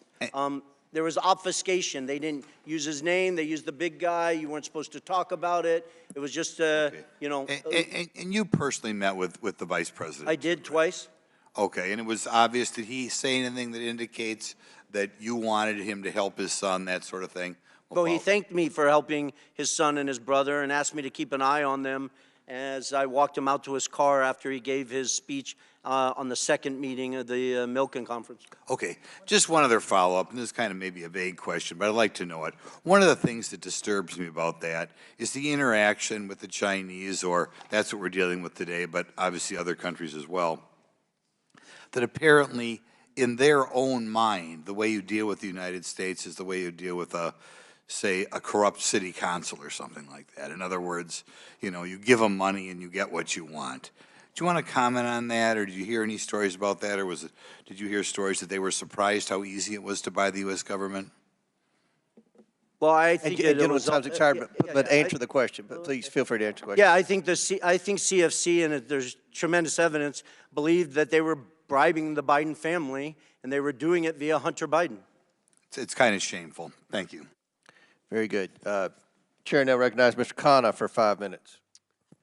Thank you, Mr. Chairman. Mr. Parnas, can you tell me about your meetings with Dmitry Firtash and why you believe the Trump campaign used his services? Yes, well, I was sent to meet with Dmitry Firtash because Dmitry Firtash had resources. He's an oligarch that was in Vienna waiting to be extradited to the United States, but he was very close with Vladimir Putin, Ukraine, and lots of characters in that part of the world. And my objective at the time was to have him help us lean on Mykola Zlochevsky and get dirt on the Bidens. And what type of dirt were you trying to get? We were searching for Hunter's hard drive that we were told was out there. We were searching for bank records to validate certain bank records that was given to me, Hunter's personal bank records that was given to me by John Solomon that he said he got from the FBI to validate certain payments that were going for car purchases. But the objective was to try to find a link from any of the payments that would go into Joe Biden's account. And who told you to get this dirt? Well, who told me? Rudy Giuliani. Anyone else that you remember? John Solomon. I mean, everybody that was part of the team. I mean, Did Bill Barr know that you were involved in getting this dirt? Absolutely. Bill Barr was notified of our investigation from the day he took office. Did you ever have a conversation with Bill Barr of being lenient towards Dmitry in his role, in Bill Barr's role as Attorney General? I personally did not, but I was witness to Victoria Tunzing and Joe DeGeneva having a conversation with Bill Barr about Dmitry Firtash. What did they say to Bill Barr? Basically, they were telling him that the charges were false and that he needs to drop the charges and basically end the case. And why did they tell him to drop the charges on this Russian oligarch? Because Dmitry Firtash was going to help us getting dirt on the Bidens or whatever else the Trump campaign needed. So my understanding is you have the Trump campaign telling you to talk to a Russian oligarch to get dirt on the President of the United States for political reasons, and then someone from the Trump campaign is talking to the Attorney General to drop the charges because this foreign national is helping get dirt on a political candidate? Absolutely. Did Bill Barr indicate any willingness to drop the charges? After a meeting that Victoria Tunzing and Joe DeGeneva had with DOJ, they came back and informed me that we're going to Vienna because to tell Dmitry Firtash everything's going to be okay. Do you know if Bill Barr in any way told you to say that? I was not privy to in that meeting, no. Do you have any evidence that Bill Barr would have indicated to signal to Dmitry that the charges would be dropped? Only from conversations from Rudy Giuliani or Victoria Tunzing. And what did they say about what Bill Barr said? They basically told me that this would be taken care of as long as Firtash played ball, and that's the message they relayed to me to tell Firtash. And they said that Bill Barr was conveying that to them directly? Yes, after meetings. There were several meetings. One, there was a private meeting at where Rudy Giuliani went and bumped into actually Bill Barr at the Trump International Hotel, and he used that as a moment to take him aside, speak to him. And then there were certain official meetings through official channels where Victoria Tunzing met with him. So, yes. Do you know anything, if anything was done with the charges? Till this day, Dmitry Firtash is not here. Do you believe that Bill Barr should be investigated for his conduct in potentially dropping these charges? I absolutely believe that, but not only that, I believe Bill Barr should be investigated into the cover-up and trying to silence me to get the truth out of what really happened in Ukraine. And explain the cover-up and what you believe he should be investigated with your last minute. My arrest was set up strictly to shut me up, to seal my documents, take away all my information, and turn me into a crazy man that had no way to prove what was going on. But the real story was Bill Barr was trying to save Donald Trump from impeachment and use me as a scapegoat. What he didn't realize was Donald Trump was not going to stop and was continue doing what he wanted to do. And that's why it blew up in Bill Barr's face. He also hired a special counsel at the time, Brady, to look into Ukraine. When we tried to reach out, my attorney to special counsel Brady, he never returned our phone call. Nobody wanted to hear anything I had to say that had to do with Ukraine, Donald Trump, or Rudy Giuliani. Mr. Chairman. Wait, will the gentleman yield? Yes. Thank you. Mr. Parnas, I just want to say you have stuck to the facts today. We don't hear bombast and rhetoric from you, but you're telling a true story, and you've conducted yourself with great purpose and great dignity, and I know your son is here with you today, and I hope he and the rest of your family are proud of what you're doing for America. Yield back. Thank you. Chair now recognizes Mr. Donalds from Florida for 5 minutes. Thank you, Chairman. It's been an interesting hearing so far. Let's actually get to the actual paper trail of money flow from the CEFC into the bank account for President Joe Biden. And I want to start with a text message, July 31, WhatsApp text message between Hunter Biden and one Mr. Zhao. Real quick, Mr. Bobulinski, who is Mr. Zhao? Congressman Donalds, I'd just actually like to spend 20 seconds. If you noticed, Congressman Khanna scurried out of here very quickly, and I'm actually disgusted as I sit here that he didn't address me based on the fact that I'm sitting here in front of the world trying to testify to the truth.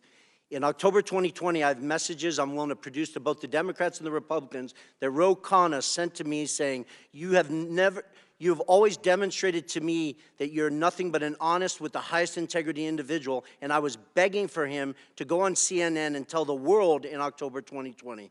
I have extensive emails with Congressman Ro Khanna in 2021 and 2022 where I begged him and his staff to sit down with me and look at my BlackBerry phones that the Democrats are so focused on, to hire forensics experts and go through all of the factual information I had. So the fact that he did not even address me and then scurried out of here is disgusting to me. All right. Sorry, Mr. Donalds. I'll answer your question now. All right, so we're gonna have to come off of that because now we're at 3 minutes, 30 seconds. Mr. Chairman, for the record, I want to submit into the record two different WhatsApp text messages. One, July 31, between Hunter Biden and Mr. Zhao of CEFC, which stipulates that Hunter Biden wants to be able to move on from and get the contract resolved, get the deal resolved, and that Mr. Zhao responds and says, yes, the CEFC is willing to cooperate with the family. On August 31, there's another exchange, this time, August 3rd, 2017, between Hunter Biden and Mr. Ganwei Dong. And in this message, they're talking about the stipulations of the arrangement between the Biden family and CEFC. I want to submit both WhatsApp text messages for the record, Mr. Chairman. Without objection to order. Okay, now to the money flow, because this is where the rubber meets the road. On August 3rd, they actually stipulate through WhatsApp text messages the exact stipulations of the deal. On August 4th, $100,000 is wired into Owasco PC from CEFC infrastructure. Mr. Chairman, I want to submit for the record a portion of the bank statement for the time period August 3rd of 2017 to August 31, 2017, stipulating $100,000 going from CEFC into the bank account of Hunter Biden through Owasco PC. Without objection to order. On August 8th, 4 days later, $5 million is then transferred from the Northern International Capital account of $5 million to Hudson West III. Hudson West III is a bank account controlled by Hunter Biden and Mr. Ganwei, a.k.a. Kevin Dong, who is a CEFC associate. That money comes from the Northern International Capital bank account that is tied to the CCP. Mr. Chairman, I want to submit for the record the bank statement demonstrating that transfer. Without objection to order. Okay, moving on. On August 8th, the same time period, there is a wire transfer of $400,000 to Owasco PC from the Hudson West III bank account. That $400,000, Mr. Chairman, I have the transfer records in the bank accounts from the August time period. I want to submit that for the record. Without objection to order. Now, here's where the fun stuff comes in, everybody, and I got a minute to do it, so we're going to get this done. On August 14th, there is $150,000 that is transferred from Owasco PC, which is controlled by Hunter Biden, to Lion Hall Group, which is controlled by James Biden.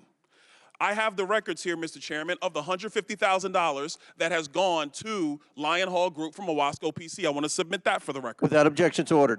On August 28th, and I believe we have a screenshot for everybody in the room. On August 28th, Mr. Chairman, we have the withdrawal ticket from Lion Hall Group that is signed by Sarah Biden, who is the wife of Jim Biden, for $50,000 to withdraw from Lion Hall Group. I want to submit that withdrawal receipt for the record. Without objection to order. On September 3rd, on August 28th, actually, Mr. Chairman, we have the deposit reference into Sarah Jones Biden's account on the same day she withdrew it from Lion Hall. I want to submit that from the record. Without objection to order. Last document. On September 3rd, 2007, from Sarah Biden's own personal account, there is a check that is written to Joseph Robinette Biden, Jr., the President of the United States today, for $40,000, signed loan repayment. A loan repayment, by the way, that Joe Biden's own personal accountant, Mr. Eric Schwerin, has no record for. I want to submit that for the record, Mr. Chairman. Without objection, so ordered. To the members of the committee, it is clear that the source of this money came from CEFC, and that CEFC is a company that is directly linked to the CCP and actually the chairman of the CCP, the chairman of the Chinese Communist Party, Chairman Xi Jinping. With that, I yield. Very good. Mr. Chairman, I've got a UC request, if that's okay. Go ahead. First, White House for sale, the staff report of the minority side, which details the CEFC's business interactions with Donald Trump. They own a $5.5 million unit in Trump World Tower and others. And then the Department of Justice press release announcing the sentencing of Jason Galanis in federal court to a term of 189 months in prison, ordering him to pay restitution of more than $80 million for 3 criminal fraud conspiracies against a Native American tribe, pension funds, and other investors. Without objection, so ordered. Chair now recognizes Mr. Mafume for 5 minutes. Mr. Chairman, thank you.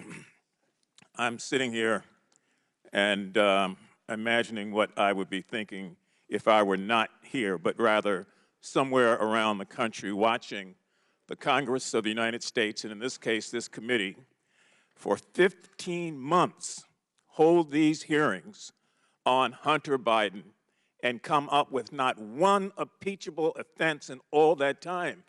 15 months. Over 10,000 documents and more, as you can see today as a result of that.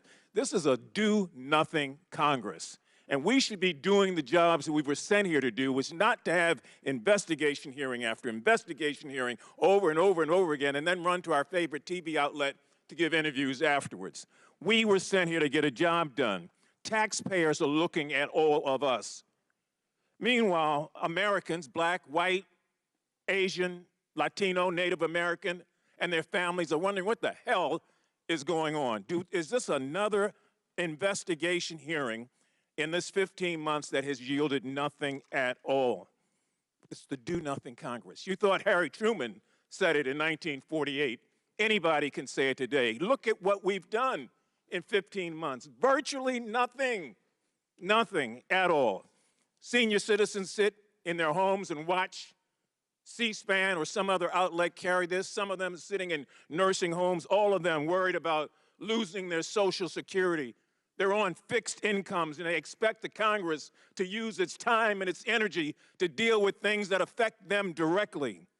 Students are defaulting on loans to colleges all over the country, and no one wants to talk about that. Health care is inadequate in most places in this country. And diseases are ravaging our communities, and people assume that at some point the Congress will deal with that.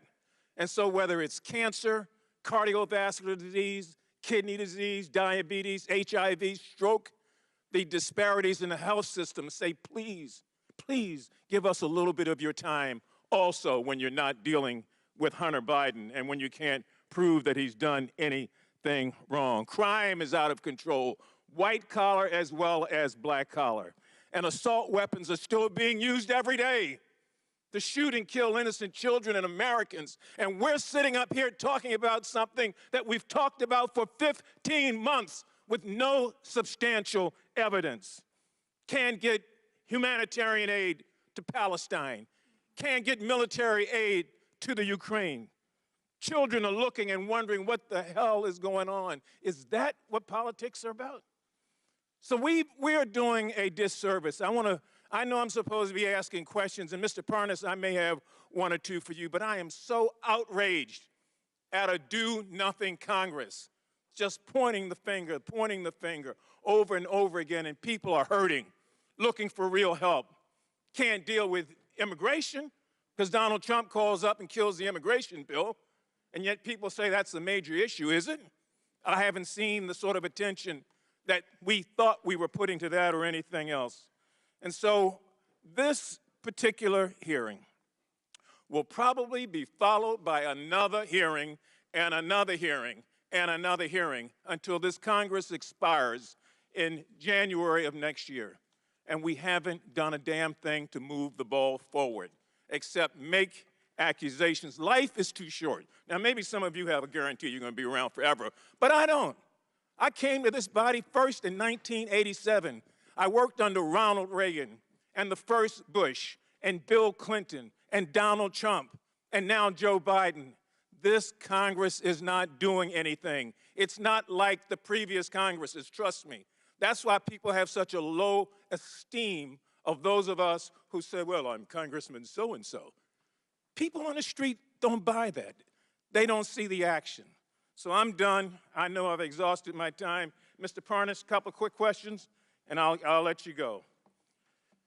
Is it your understanding that Rudy Giuliani worked for an individual identified by the Trump administration as a Russian agent? Yes. Do you know what these Russian line actors were trying to do? Quickly. Push a conspiracy theory about the Bidens. Did you know that, did you warn Rudy Giuliani? Yes, I did. And what was his response, succinctly? He told me that he agreed with me, but then proceeded to work with these people behind my back. And these people have been identified as Russian agents. Yes, sir. And we've got a meeting here of Mr. Giuliani with one of those. I'm disgusted, as most people are, about this process. And the only way we get to a point where we get things done is that we learn to talk to one another across the aisle without having another conspiracy theory after another one after another one. You don't buy trust that way. You buy contempt. I yield back. Chair recognizes Lisa McClain for 5 minutes. Thank you, Mr. Chairman. I want to start off by saying I think most Americans are taught at a very young age that you are who you surround yourself with. I think keep that in a premise. As I sat here and listened to everyone talk about how Hunter Biden is just this golden boy. I mean, are we really supposed to believe that Hunter Biden is the golden boy? His associates, such as Jason Galanis and Devin Archer, are felons convicted of fraud, yet he is the golden child. I want to talk about examples of Biden's influence peddling scheme. This time, it was Romania. It follows the same general pattern as we have seen with other countries like China, Russia, Ukraine, and Kazakhstan.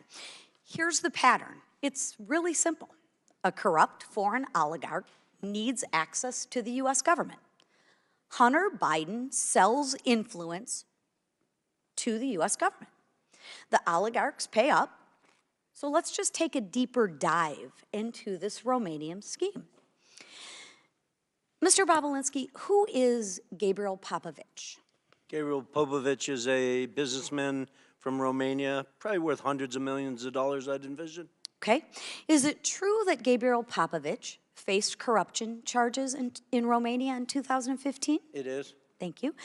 And when you were in Europe with the Bidens to close on that CEFC deal with the Chinese, you separately negotiated with Popovich to get a 17th payment. Is that also correct? I did.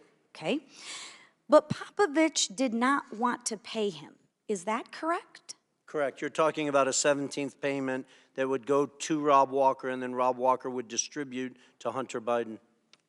That is correct. And is it because Hunter Biden had failed in the work he was engaged by Popovich to do, which was to get the corruption charges dismissed by the Romanian authorities? Isn't that correct? Well, it's two things, that they had failed to do that, but also that Joe Biden had left the White House at that point. Okay, so there's a dot. So I get 16 payments while Joe Biden's in the White House. Correct. But after Joe Biden leaves the White House, coincidentally, the payments stop. Correct. Okay, just want to make sure that we can connect the dots very simply. But obviously wasn't a coincidence. Right, I'm not much for coincidences, which neither are the American people. But, Mr. Bobulinski, what do you think Popovich wanted Hunter Biden to do? I don't have to think, because Gabriel told me personally he expected, and didn't want the details, he expected Hunter Biden Rob Walker and James Gillier to do whatever was necessary to impact his case in Romania. How do you know that? Because Gabriel Povich told me that? From his mouth? Yes. Okay, so there's another dot that we can connect. Would that be a conspiracy theory? That's not a conspiracy theory. Okay, thank you. I would encourage you to interview Gabriel Povich. Thank you. Lastly, after claiming he wanted a public hearing, Hunter Biden decided to skip today. Why do you think he skipped the hearing today? Is that a rhetorical or serious? Well, I don't think he wanted to sit next to me because obviously I've emphatically stated he perjured himself in his transcribed interview with the committee, as did his uncle, Jim Biden. And for every fact he claims or wants to say I was high on drugs or obfuscate, I can show a document, a text message, a recording that is confirmed that he's lying. Well, let's not let the facts get in the way of a good story, right? Here are the facts. Highly disappointing that he's not here, though. I would agree. I would agree.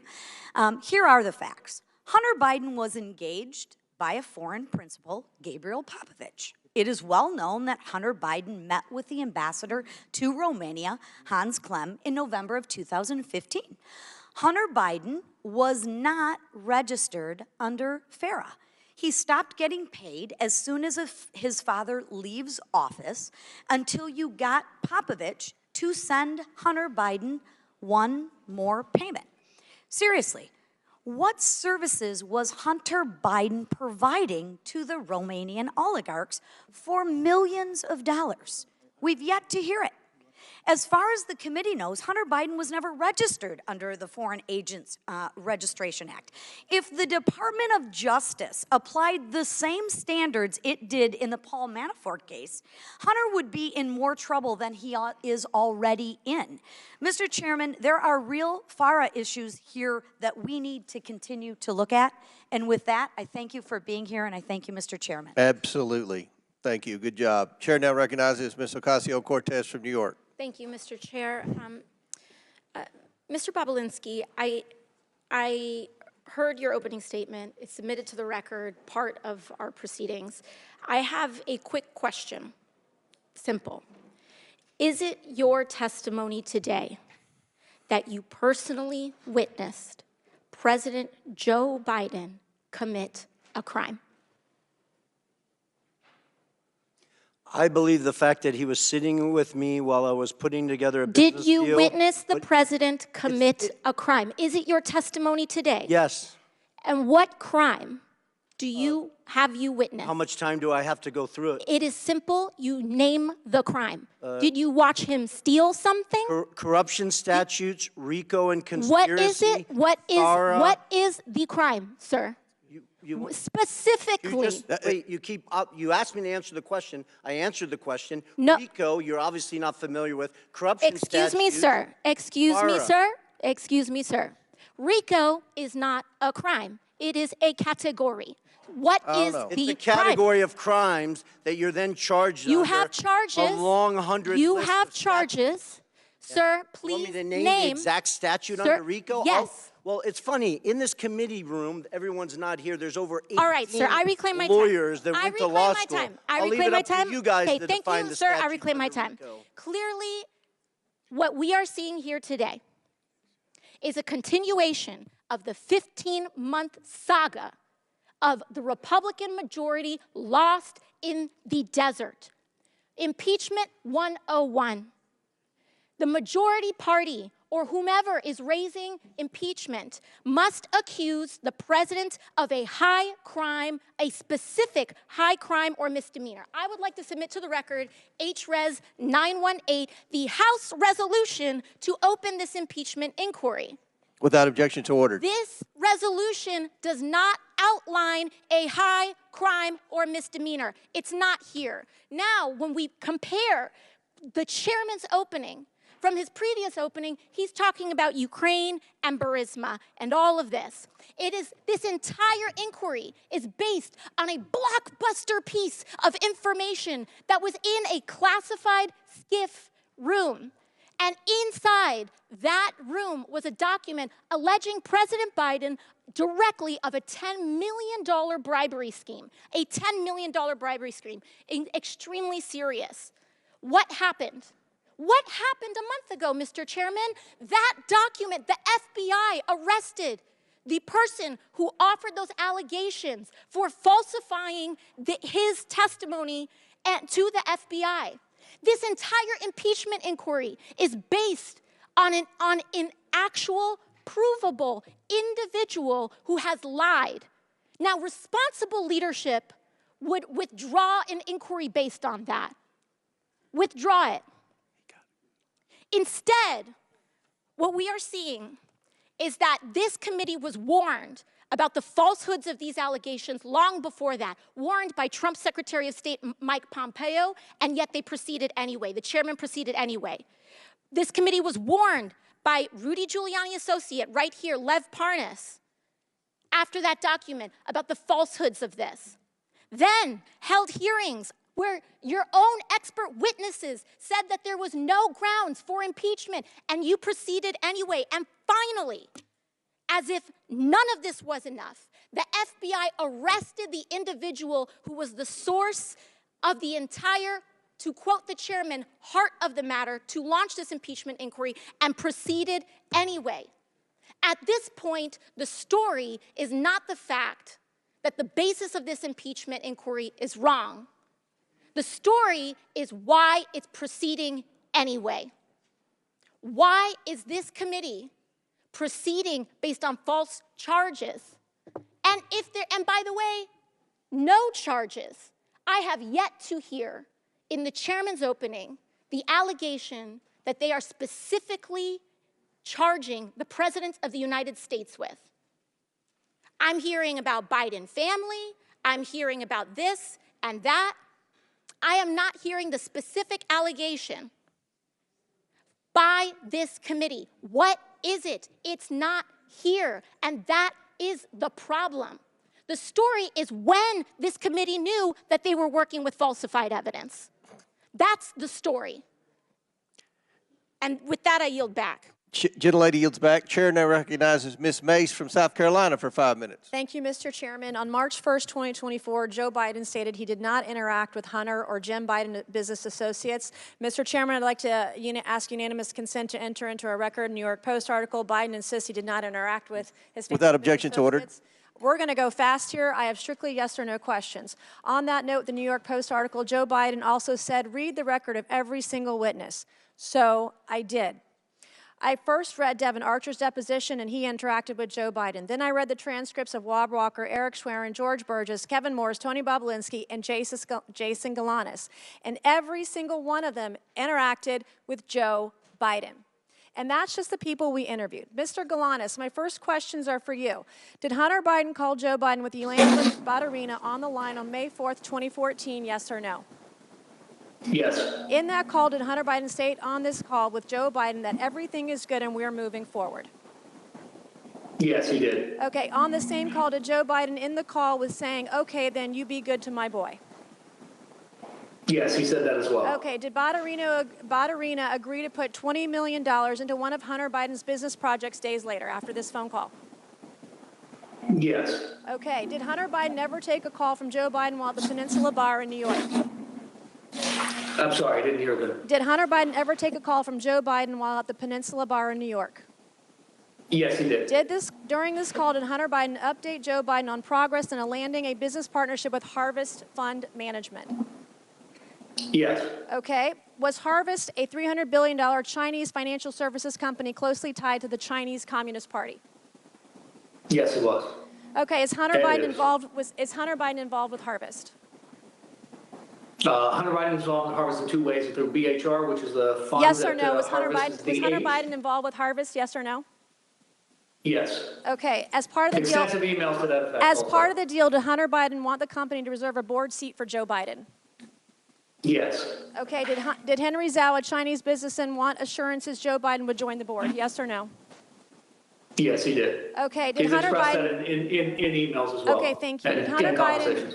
Did Hunter Biden draft an email stating, please also remind Henry Zhao of our conversation about a board seat for a certain relation of mine. Devin and I golfed with that relation earlier this week, and we discussed this very idea again. And as always, he remains very, very keen on the opportunity.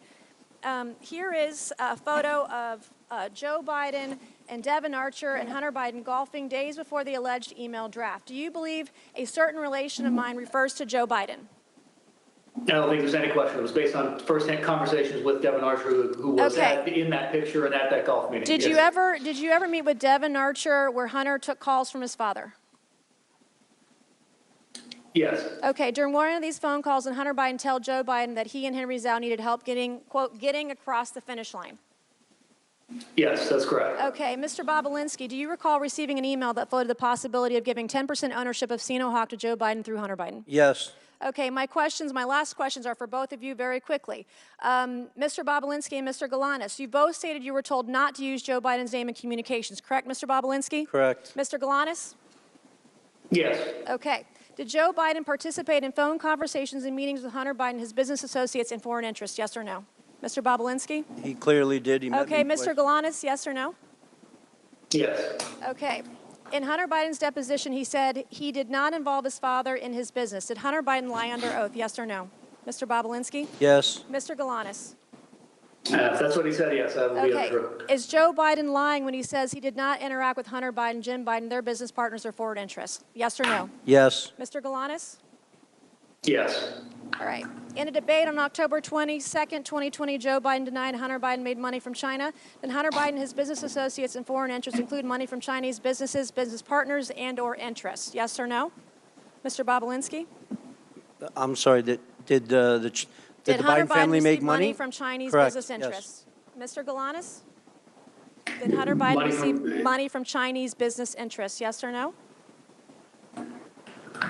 Yes, he was. Okay, thank yes, he had economic interests, and yes. All right. Joe Yes, Biden with has partners. repeatedly claimed that he was not involved in Hunter Biden, Jim Biden, or any other Biden family business deals. Today, our witnesses have proved otherwise. Today, we've established Joe Biden lied about interacting with Hunter Biden's business associates. It is my belief Joe Biden is the closer for Hunter Biden, Jim Biden, and their business associates and foreign interests. Good luck to the left proving otherwise. Thank you, and I yield back. Gentlelady yields back. Chair now recognizes Ms. Porter from California. The title of this hearing is Influence Peddling, Examining Joe Biden's Abuse of Public Office. Look, the impeachment inquiry is dead. If it was on life support, my colleague Ocasio-Cortez just killed it. There is no allegation of a specific crime. President Biden didn't do anything wrong. There's zero evidence of that. And still, both Democrats and Republicans and the media treat these hearings like the Super Bowl. But no one ever wins, and Americans always lose. So I've got a fresh direction for this hearing. All we have to do is cross off the part after the colon. There, just influence peddling. We should have a policy discussion about how to stop government officials from using their positions to get money or favors. Now, that is a real hearing, one that nearly every American, regardless of party, wants us to hold. We could start by talking about how senior executive branch officials can leave public service, wait just 1 year, and then legally become lobbyists for big corporations, scoring their new employers profitable government contracts and favorable regulations. They can even be paid by the big corporations during that short 1 year, while they are waiting to become lobbyists as a down payment for their future ability to peddle influence. That's wrong. For the panel of witnesses, by show of hands, as Americans, would our witnesses support extending this 1 year waiting period to at least 2 years? No, I would. Okay, so there we go. Republicans, Democrats, even convicted criminals, everybody supports that we should do more to stop influence peddling. This is the kind of good government reform that Americans of all political stripes support. And I should know, in 2022, I passed that exact reform. as an amendment to the National Defense Authorization Act with a bipartisan majority vote. What happened to that amendment? Why didn't it become law? The answer is simple. Nearly 500 former members of Congress worked for lobbying firms. And too many people around here want to follow in their footsteps, and so don't want to make it harder for government officials to become lobbyists. Ultimately, Democratic leadership under then Speaker Nancy Pelosi let the amendment get stripped out of the final bill. When I offered up the amendment again during this Congress, Republican leadership under then Speaker Kevin McCarthy never even put the amendment up for a vote. Both parties have let us down on fighting influence peddling and tackling corruption. But I'm hopeful we can begin a new approach in this very committee. The American people should know that regardless of party, should know that an investigation was conducted into whether Joe Biden did anything wrong. We followed the evidence to where it led a dead end. So this impeachment inquiry should end today. And where should we go from here? We should stop partisan attacks on each other and address the real problem, that the American people believe that the rules that prevent corruption are way too weak. To stop politicians on both sides of the aisle from influence peddling.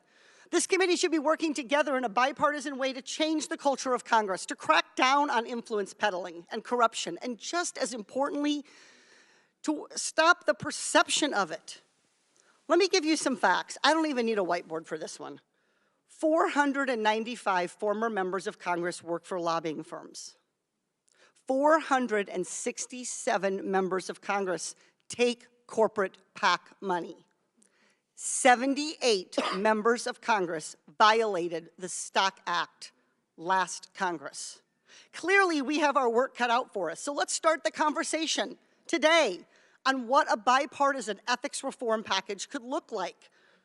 Here are the organizations that could have come today as witnesses so we could have had a productive conversation. Oversight staff, do you have your notebooks ready? Citizens for Responsibility and Ethics in Washington, Common Cause, Project on Government Oversight, Public Citizen. With the right witnesses and the commitment to doing what the American people want, this committee can have a real conversation about the problem of influence peddling, and we can pass legislation to create badly needed ethics guardrails. That would be real work, not a real circus. I yield back. Before I recognize Mr. Timmons, Ms. Porter, I think you are sincere, and I look forward to working with you on that legislation. Chairman, can we take a 5-minute break? I need to go to the bathroom. Let us get one more, and then we'll do that. Chair recognizes Mr. Timmons for 5 minutes, then we'll take a break because we have votes coming up anyway. Thank you, Mr. Chairman. At our hearing last July, I laid out the scheme that the Bidens concocted to sell the Biden brand, netting almost $30 million for various members of the Biden family. This scheme was repeated with various clients in Kazakhstan, China, Romania, Russia, and Ukraine. I'm going to spend my time on just one instance, Ukraine, specifically involving Burisma, which netted Hunter over $3 million during a 3-year period.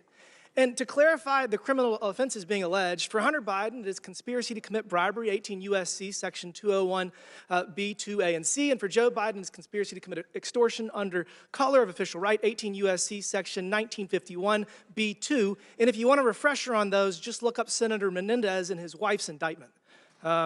So let's start with this. Foreign client has a problem.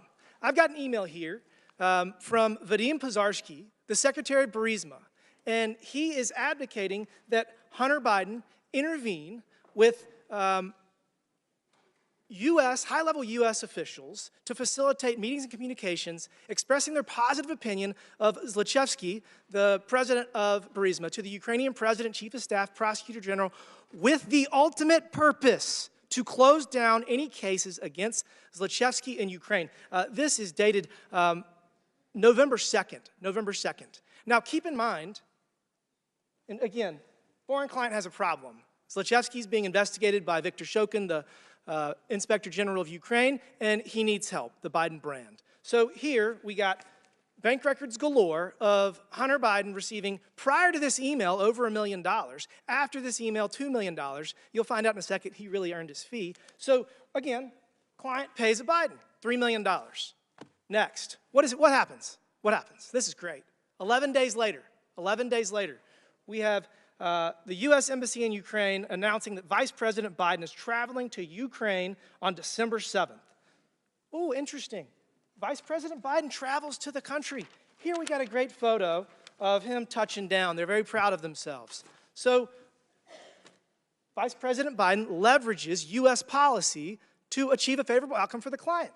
We've all seen the video. He brags about leveraging U.S. foreign loan guarantees to get the Ukrainian government to fire Viktor Shokin to end the investigation. Again, we've got the email from Podarsky saying that we need to leverage you, who have not provided value yet for your $1 million in service, Hunter.